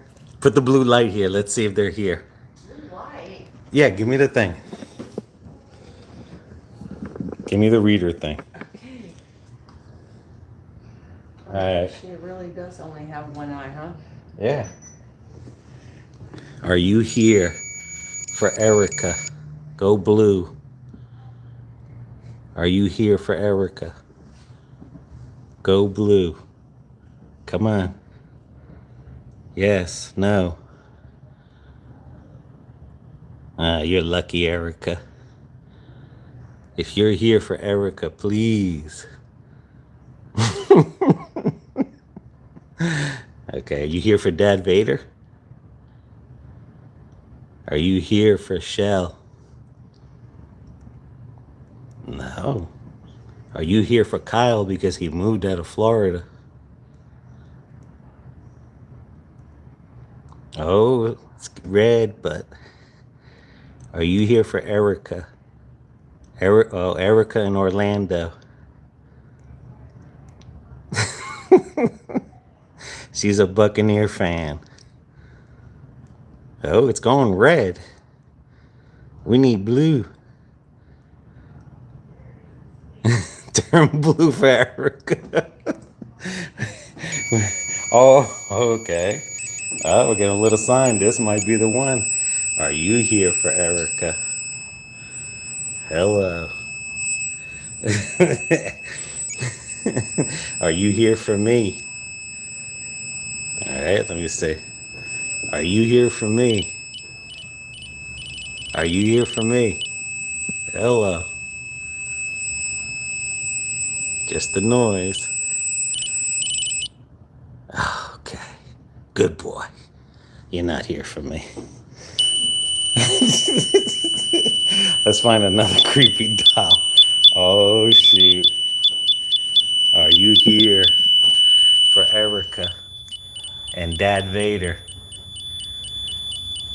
Are you here for Erica and Dad Vader? Go blue. Go blue. Erica loves dolls. Red means the temperature has risen 5+ degrees.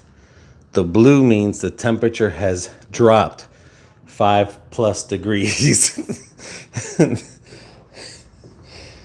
Alrighty. Let me see here. It's just this damn thing is so loud.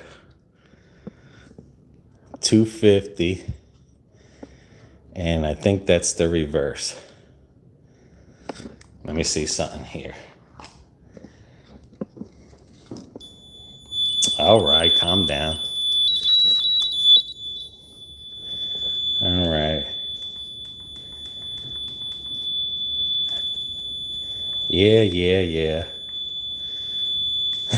Damn thing doesn't work. Okay, here we go.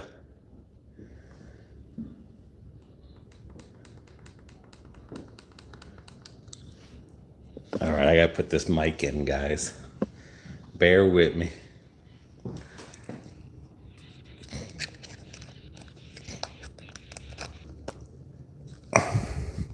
BB, where's my right-hand man?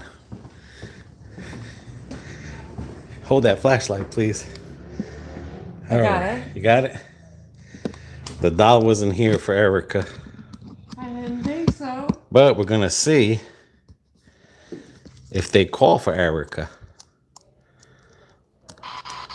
Okay.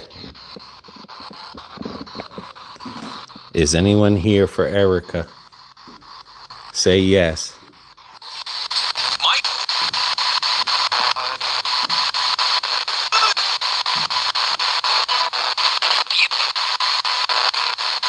Is there a ghost in this room?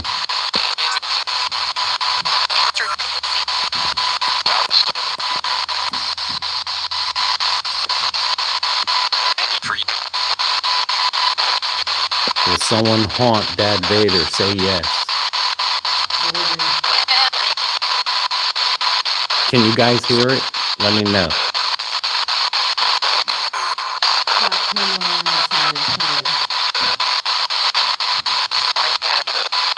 Thanks for letting me know, guys.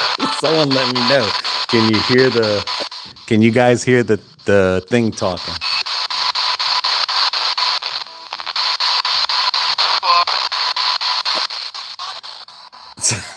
No one wants the answer. Man, thanks for your help, man.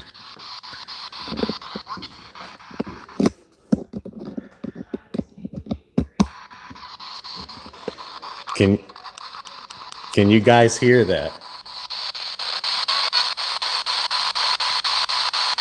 Okay, well, can you hear the machine? Okay, you hear static. Okay. Thanks, Kyle. All right, let me try the thing. Crank it up one more. God damn it, man. Okay.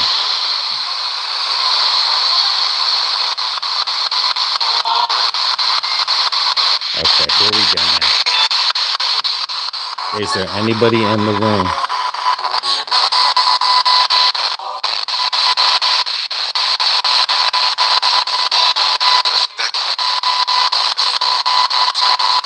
Is there anybody here?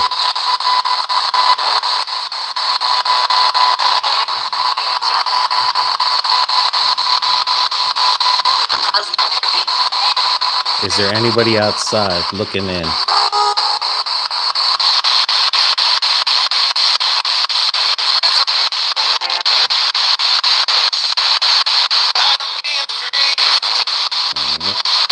Is there anybody in this room?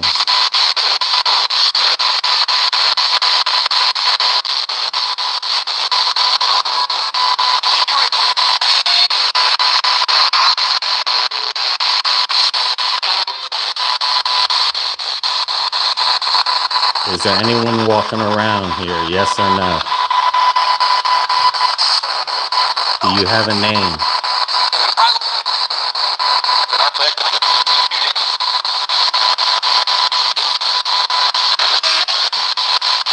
Is it okay for us to walk through your house?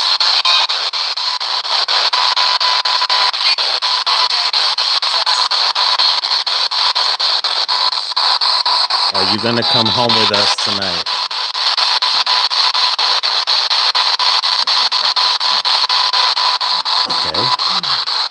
This is the kids' room.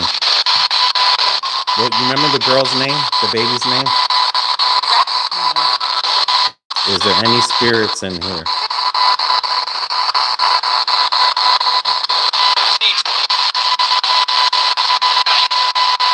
What is your name?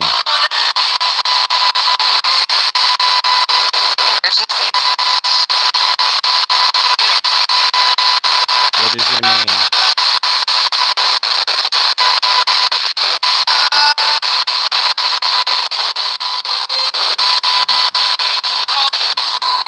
Is this doll haunted? Oh, it said no. Did you hear that? I said, is this doll haunted? It said no.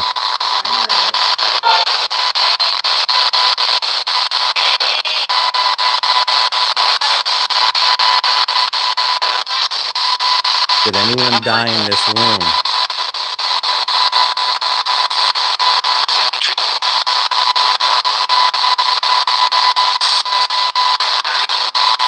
Is it okay for BB to take pictures? Oh, that's a good question. Are you afraid to speak?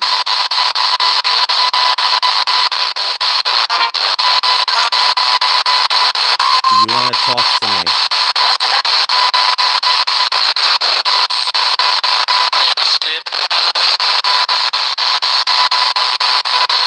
Alright. Any other room? What was that room over there straight ahead? Okay. Okay. Did we do them here? This is the main bedroom where they had Whoopi. Is there any spirits here on the bed?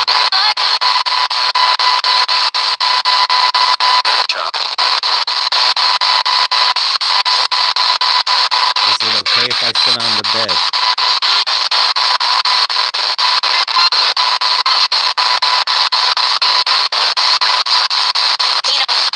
Do you have a name?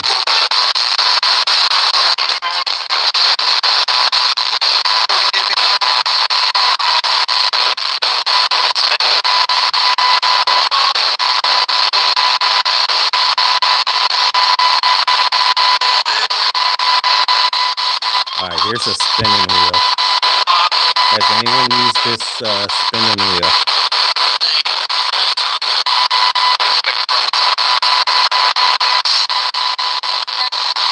How about this bathtub washer? Are there any ghosts here?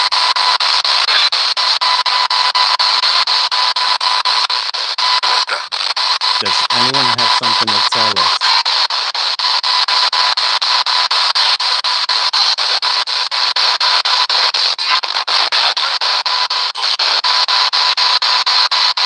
Oh, how about that dress? Put the light on that dress.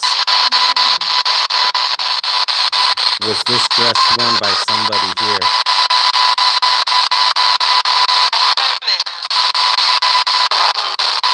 I couldn't catch that one. Is the person of the dress in this room?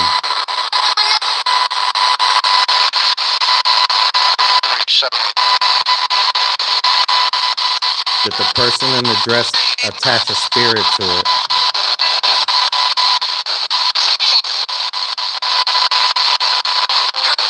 What is the name of the person who owned this dress?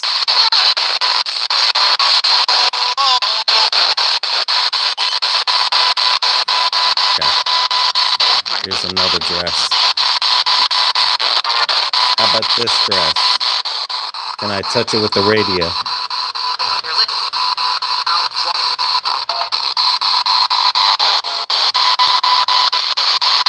I just got dizzy. All right. Let's find the lady and let's go into the attic. Okay. That's where there's going to be. Whew. Did we do that? Oh, the communication room. That's where you were at. I was in here? No, was I? Oh, wait. I was in the baby's room. Yeah, and then you were in here. All right, hang on.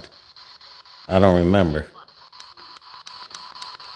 Brain fog already? Yeah, okay. Let's get this going now. This is the communication room.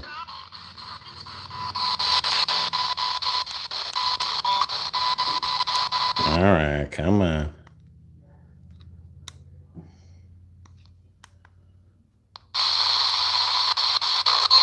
Okay, here we go. Babe, shine the light on the communication thing. Oh, look at that. There we go. Is there a phone number that you can preach to me? I don't know.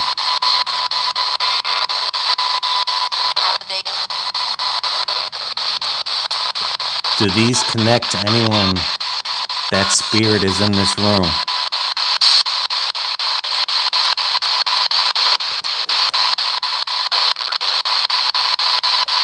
Hang on, let me reset this. Sometimes it comes in low and sometimes, there we go. Is there any spirits that came through here?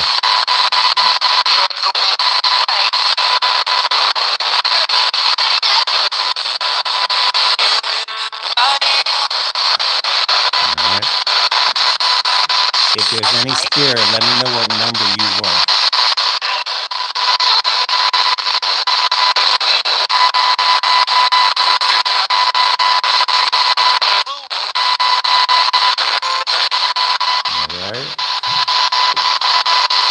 How about this right here? Does anyone want to talk through over this microphone?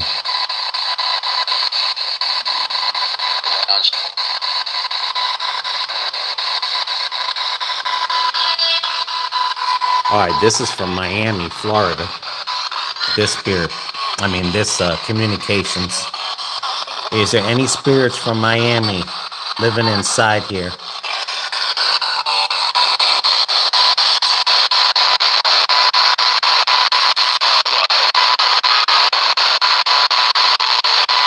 Does anyone have an area code that they'd like to share with us?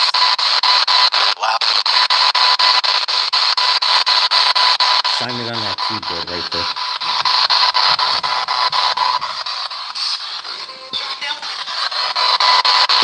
Let me know what number you want me to press.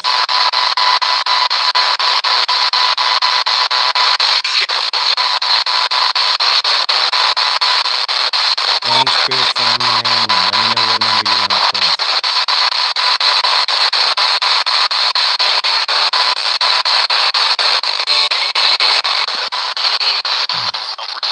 Oh, a phone booth. Here's a phone booth right in here. Sign that in here, babe.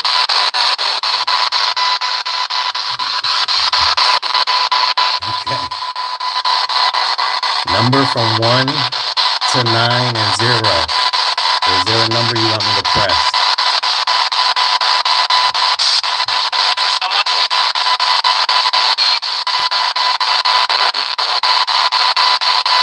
Is there a spirit in here that used to use this phone booth?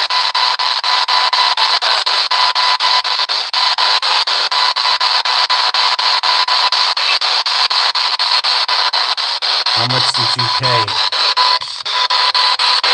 You got 25 cents, 10 cents, and 5 cents.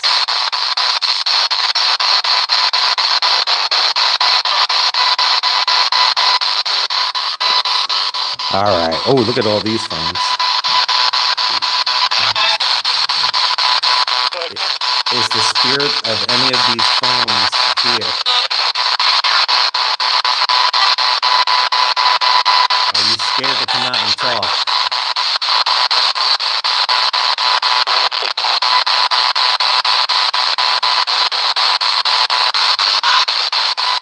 Do you want us to leave you alone?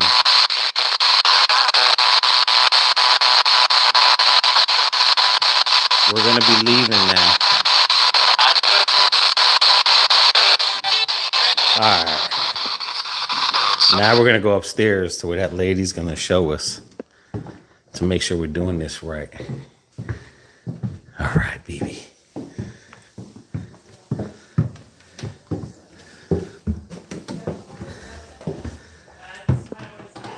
Go. Oh, you're taking pictures? BB's seeing if she's gonna find any orbs. All right, let's go. Alrighty.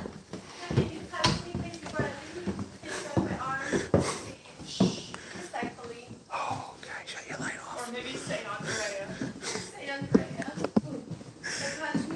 We can record.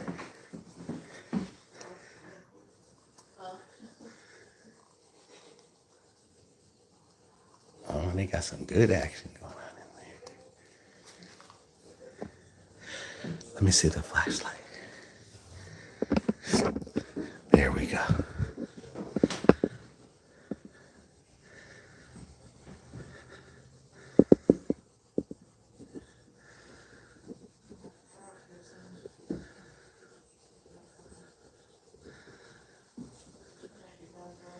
Yeah, Gary, we're almost done for the night. Do you want us to go?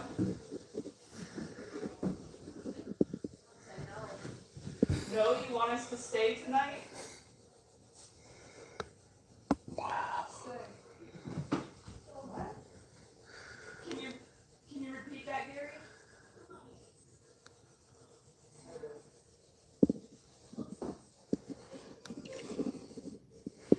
Oh, look at Elvis. That is crazy. Gary, can you say my name please before I leave? Wow.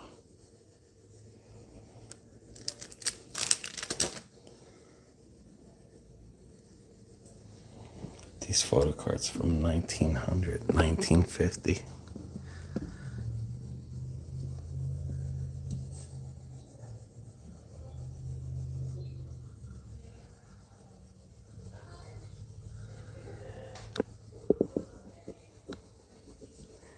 All right, Gary, it's time for us to go. Wow. Good night, Gary. That is cool. Good night, Gary. Did you get any orbs? I don't know. See if you go Thanks for through it real having us quick. up here again tonight. Thank you so much, and I hope to be back. We'll be back Found soon. them. Thanks for touching me and making Well, me that's a straight. flash. Oh, I wish you could have touched me. That's a flash. Bye, Gary. That's a flash. That's a I flash. feel like no energy now. Like it took all my energy. Yeah, it That's a does. flash. You missed me screaming like a little bitch. No, no, Yeah. really. Gary touched me and I didn't handle it very well. Okay. Just FYI. Now we can try this one here real quick. I know I heard one yes so far. Oh, Downstairs somewhere. Gary, No, when I was downstairs, I heard one yes. we had Gary. It is time for us to close it down though. Oh, I know. okay, It okay. is. It's 10 o'clock. Oh, alrighty. We had Gary up here, and I said, "Gary, are you still here with us?" Of course. And the other lady was like, "Yeah, where would he go?" And he's like, "Definitely." Oh. So we started laughing, and he started laughing. Alright. I was like, "Well done, Gary. Well done." I tried to guys like, "Gary, it's my birthday. Can you tell me happy birthday?" He goes, "Good luck." Thanks. Appreciate that. So it's 250 reverse. I actually had set mine to 150 reverse. 150 reverse. Because I was getting a lot of interference. So Yeah. if I was Okay. Getting a lot of interference. Slow it down. Gotcha. I mean, the 150 like lowers it, but it speeds it up. Is what I'm Okay. saying. Gotcha. Apologies. All right. And sometimes you gotta fiddle with it too. So even though my 250 reverse is what I normally would use on mine, you just kind of gotta Play adapt with to it. it. Yeah. Yeah. And it happens when you guys go through. I commute to Orlando a lot, so I used to listen in the car. I would listen to my own videotapes, and my car audio was really good for that. Oh, I'm okay, partially okay. deaf, so Gotcha. I'm all about amplifying things Yeah. that I can't hear. Exactly. Yeah, because we definitely got a yes on one of these floors. Oh yeah, Frank Saxon. He likes to really creepy breathe yes in your ear. Uh Sound like thank you, Frank. No, it was a solid yes. Oh, that's good. Yeah, yeah, yeah. It was a solid yes. Like you said, the other one we were getting some interference too. Okay. Alrighty, baby. All right. Whew. All right, baby, you can That's me right here. kill this down. The speaker. Oh, okay. And then message me. I do on There we go. Mondays, I do Okay. what's called this group Okay. lunch, Is that it? and We can go out that way, I guess. I guess so. Alrighty, baby. Let's go. Oh, it's locked. Oh, then I guess we're gonna go out the gift shop. Ask her what way we go out. I say, Gary, it's my birthday. Can you tell me happy birthday? Which Good luck. do we go? Go out towards the gift shop. We're gonna go out that far. Oh, okay. Thank you. Alrighty. So much. Good night. Thank you. Thank you, guys. I appreciate it. Woo. Bye. Right? I know!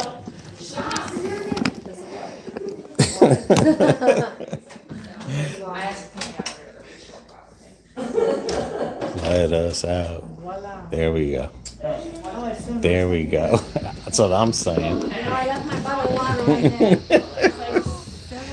It's like a sauna in there. Oh my God. Jesus. I saw it here, but I want to take some pictures of the porch because I saw some crazy stuff when I took pictures. All right, PB. Woo. Anyway, that was crazy. I'm gonna get a video of the front of the house, guys. This is what the Springer house looks like. But now she taught us a lot about this here, so that's a good thing. BB's taking pictures of orbs. Hopefully she'll get some. But this is what the house looks like. And this is right here in Brooksville on Church. Or Museum Road, right? I don't know where BB went to.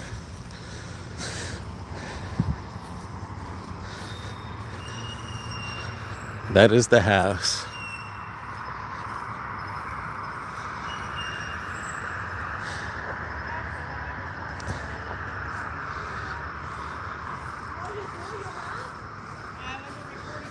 And supposedly there's 5 people buried on this ground here. But that's the house, guys. And they do nightly tours, $20 a person. You have to make an appointment. Me and BB had this 2 months booked and stuff. 2 months booked, we had this. But they do daytime tours because it's a museum as well. But that's not the ghost tours. That's just, you know, you're walking in, you can't, you know, you're walking out. They do paranormal videos from here. If you want to spend the night, it's $200 a night to spend here, and you set up your equipment and you have the whole house for 24 hours.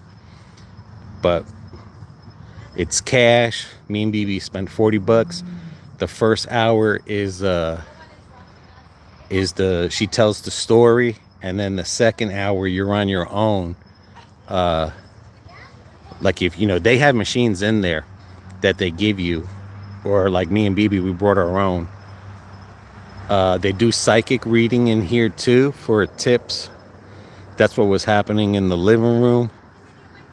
I mean, that turned into like a counseling session instead of a psychic reading and stuff. And BB's trying to get pictures with flashes, because just like in St. Augustine, if you take pictures with flashes, you can get orbs in there sometime, and we're going to check it out. But if you watch the beginning of the video, the lady's face, as she's telling the story, goes to black. It's like something went over her face. And then there was another time when we were in the second floor, which I'm going to look for it again, that on my camera I can see her face turning black, like it was changing and disappearing, because in the beginning she disappears on the camera here. But like I said, I don't know. I mean, that I can't explain. And you know, this is a pretty quiet little neighborhood. She says there's a cemetery around here too that's haunted. And we're new at this, so I promise you, there's no BS. We ain't moving chairs. You know, we're not doing nothing fake. This is just all, you know, we're really interested in the spirit hunting here. And when we go to St. Augustine next week. St. Augustine? Oh, I'm sorry. Savannah. Yeah. We're going to be live when we do those spirit hunting and stuff. So hopefully we don't bring no spirits here. Let me make sure. Yeah. They Let's can do it one attach. more time. Yeah, because BB says they can attach to you They can. and stuff. Good or bad. All right, let me make sure. Yeah. I'm going to make sure they didn't attach to me. Now, she said she had to do it at 150. Ah. All right, there we go. And then I'm going to do the temperature thing, too. Is there any spirits that are attached to me and BB?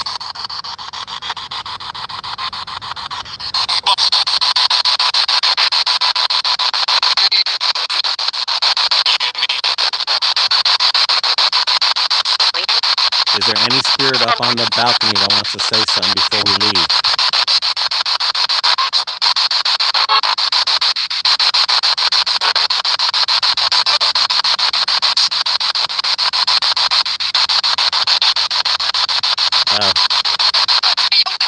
Shelly says to go to her house. Would you be willing to go to Shell's house?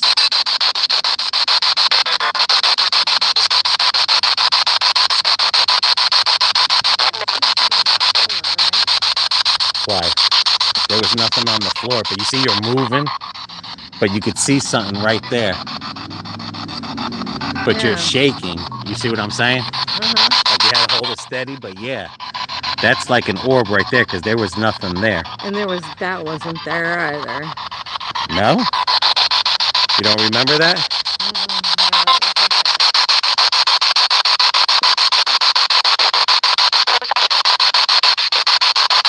Does any spirit want to be attached to us?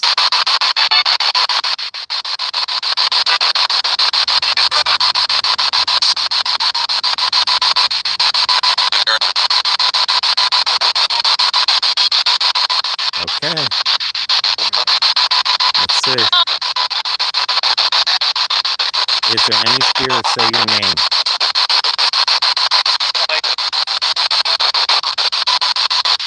And this is it, the dedicated Heretic Museum.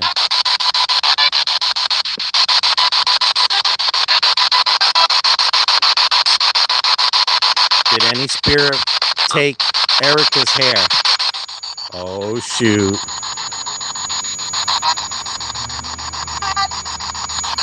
Did any spirit take Erica's hair? Say it again.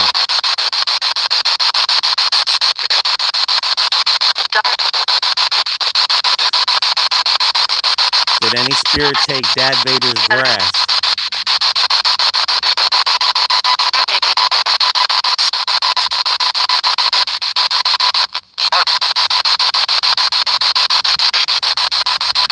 Does any spirit want to go boondocking with Shell?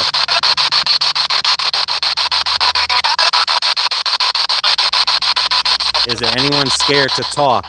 Go blue. Is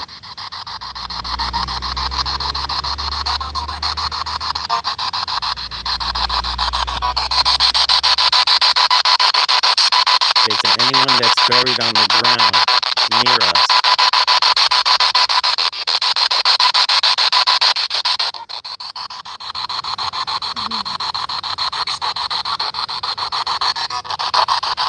Is there anyone sitting on the porch?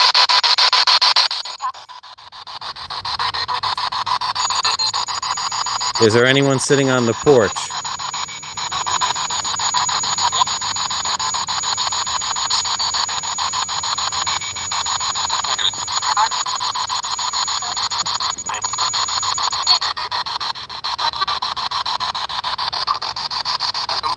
Are you guys happy that we're leaving?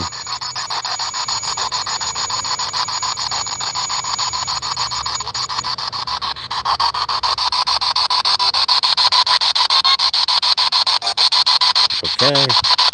We're going to the parking lot. Are you sure you don't want to say goodbye?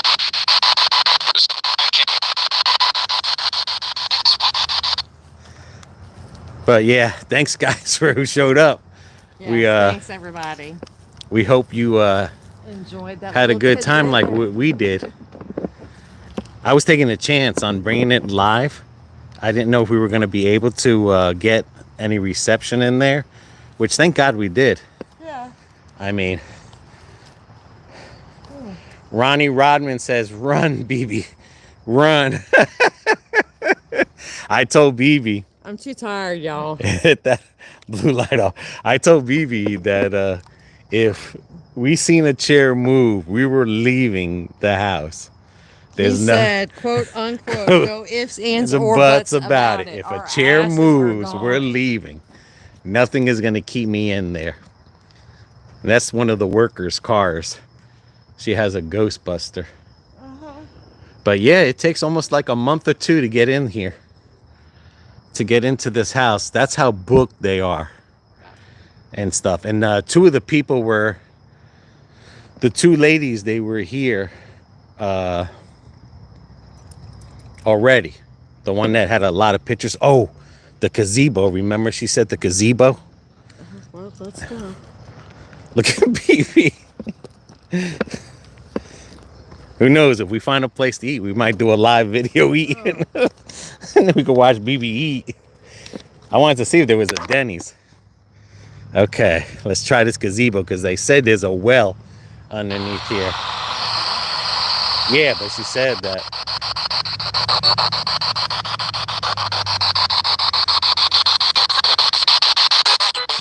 Has there been anyone thrown inside this well?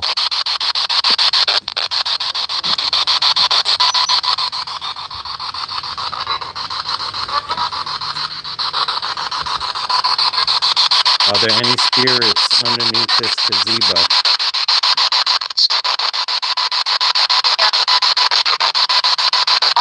Say your name.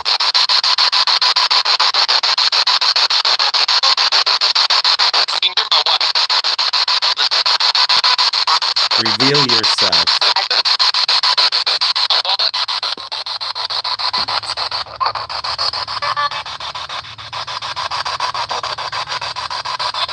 Here's a bell.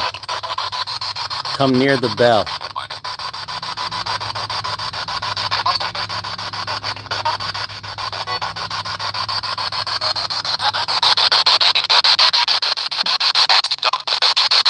Are the people that are buried around here somewhere?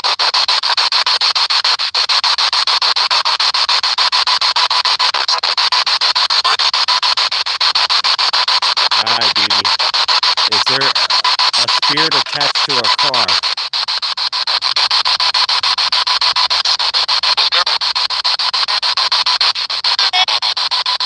Alright, is there a spirit attached to me?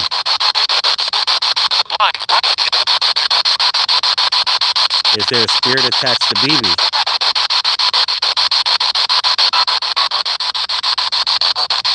Okay. I might have caught a word or two. I just couldn't catch it real quick. Okay, BB's gonna, she's... Right here, I'm standing directly right here. Okay. There's two shiny spots right there. Where do you see light? Point to them again. There. Oh, yeah. And there. Yep. Oh, shit. They're still there. Uh-oh. Someone's coming to look at the pictures. Seriously. Something is happening here. The temperature. But yeah, right there, and there's no white spots right here.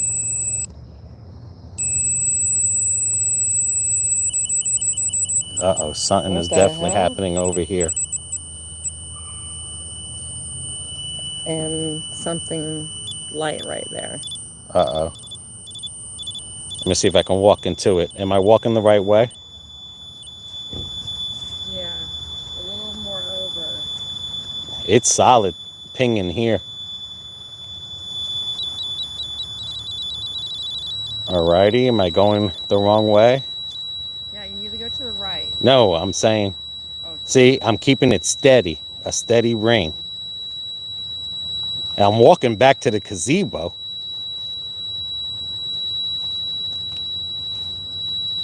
I'm literally walking back to the gazebo, BB. All right, it stopped. I'm backing up 2 steps. All right, I picked it up again.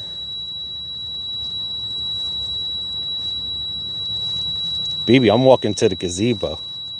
You seen how it stopped?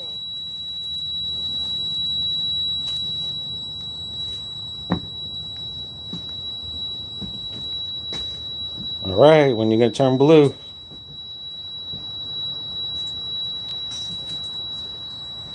No, it might be behind the gazebo.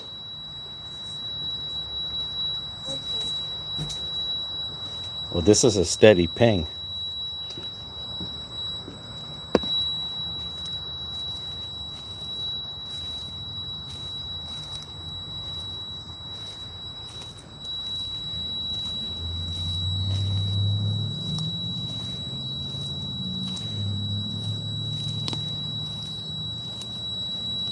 See, it wouldn't stay like this.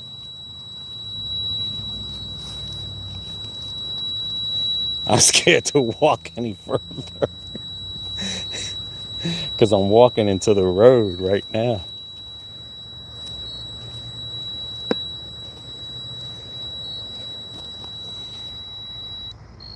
All right, now it stopped again. I'm gonna back up,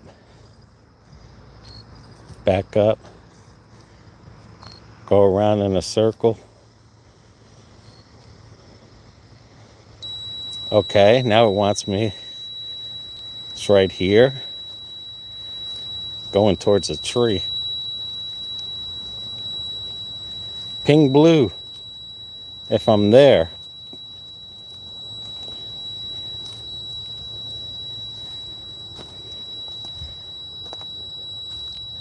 BB done left me.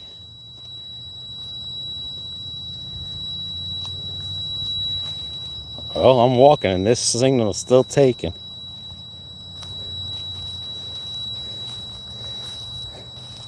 Are you playing hide and seek with me? Come tag me. Let's play tag. Go blue so I know you're near me.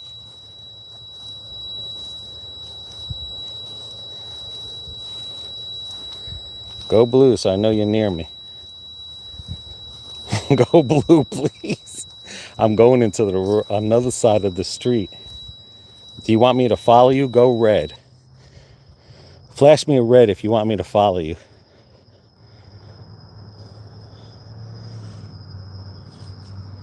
Is it Jessie May? All right, Jessie May, did you leave me here? Give me a signal. Give me a blue. Come on, Jessie, give me a blue. Because you're not pinging no more. Did you get scared? Ping me a red. Okay. Come on, Jessie, where are you? Jessie May, don't be scared. Go blue, so I know that you're here. Are you playing hide and seek with me? Go red. Come on, flash me a red there, Jessie May.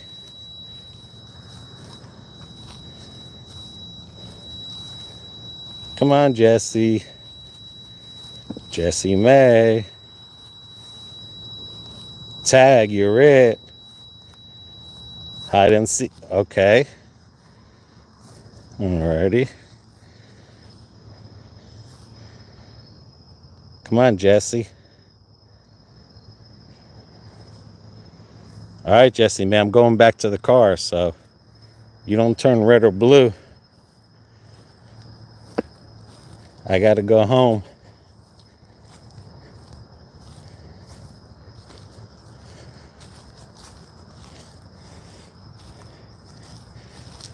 No, that blue light is the speaker that I can't shut off.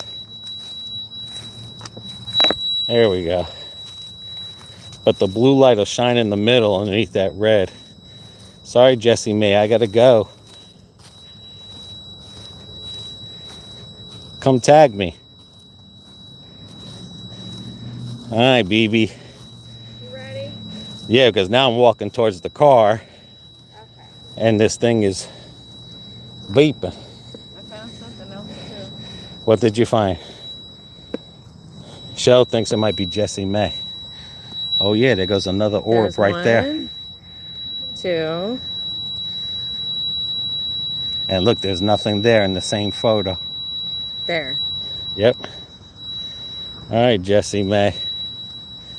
Don't play hide and seek in the car now. No, let's not do that. Yeah, BB don't like that. All right, Jessie May. We gotta go.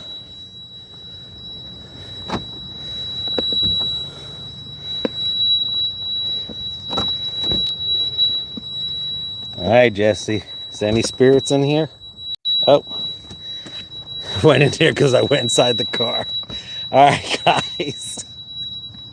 I don't know if we're going to be able to get you. I went inside the car and the signal went. All right, any spirits in here? Oops, that's not it. All right, Jessie, we're leaving. Bye-bye, sweet girl. Go blue, say goodbye. Go red if you don't want us to leave. Stop beeping. Oi. Come on, Jessie. All right, Jessie May. All right, gotta shut you down. Uh-huh. Last chance. Now or never. Let me just see one more thing. Oh, Lord.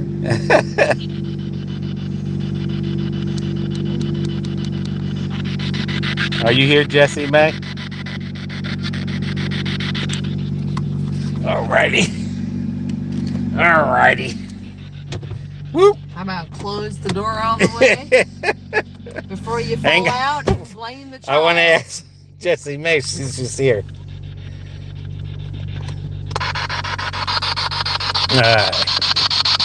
Jessie May, are you in the car? Are there any spirits attached to us?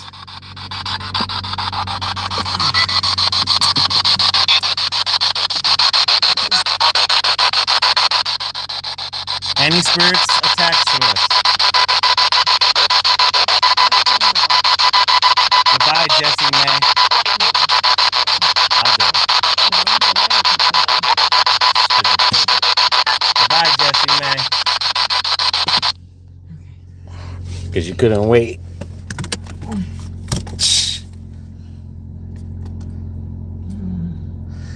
All right. All right, guys. If you hang on a second. Go ahead. Go park over there. All right, guys. I'll go park at the store. Thanks for coming with us. If we happen to go somewhere to eat, we'll go back live again. Look at Vivi. She's like, "Aye, we're gonna die by live." You guys have a good one. And next video, I thank everyone who joined. I can't remember the name again that gave us the $1.99 donation. Thank you. Okay. And see you guys until our next adventure. Bye. Stay safe, everybody. Bye. And we got some good, BB, you're making an illegal turn. Oh, shit. What the fuck are you doing, dude? This is a one-way. They changed this. Is Jessie May making BB drive crazy? This used to be two-way. BB went down a one-way street. Alrighty. Anyway, in the next few days, there's more St. Augustine stuff that we did. Erica says, pay attention, BB. I'm trying. Pay attention. He's giving me a headache. Good night, everybody. If we eat, we'll come live. If not, have a good night. And hope you enjoyed this video. Bye. Say bye, BB. Bye, guys.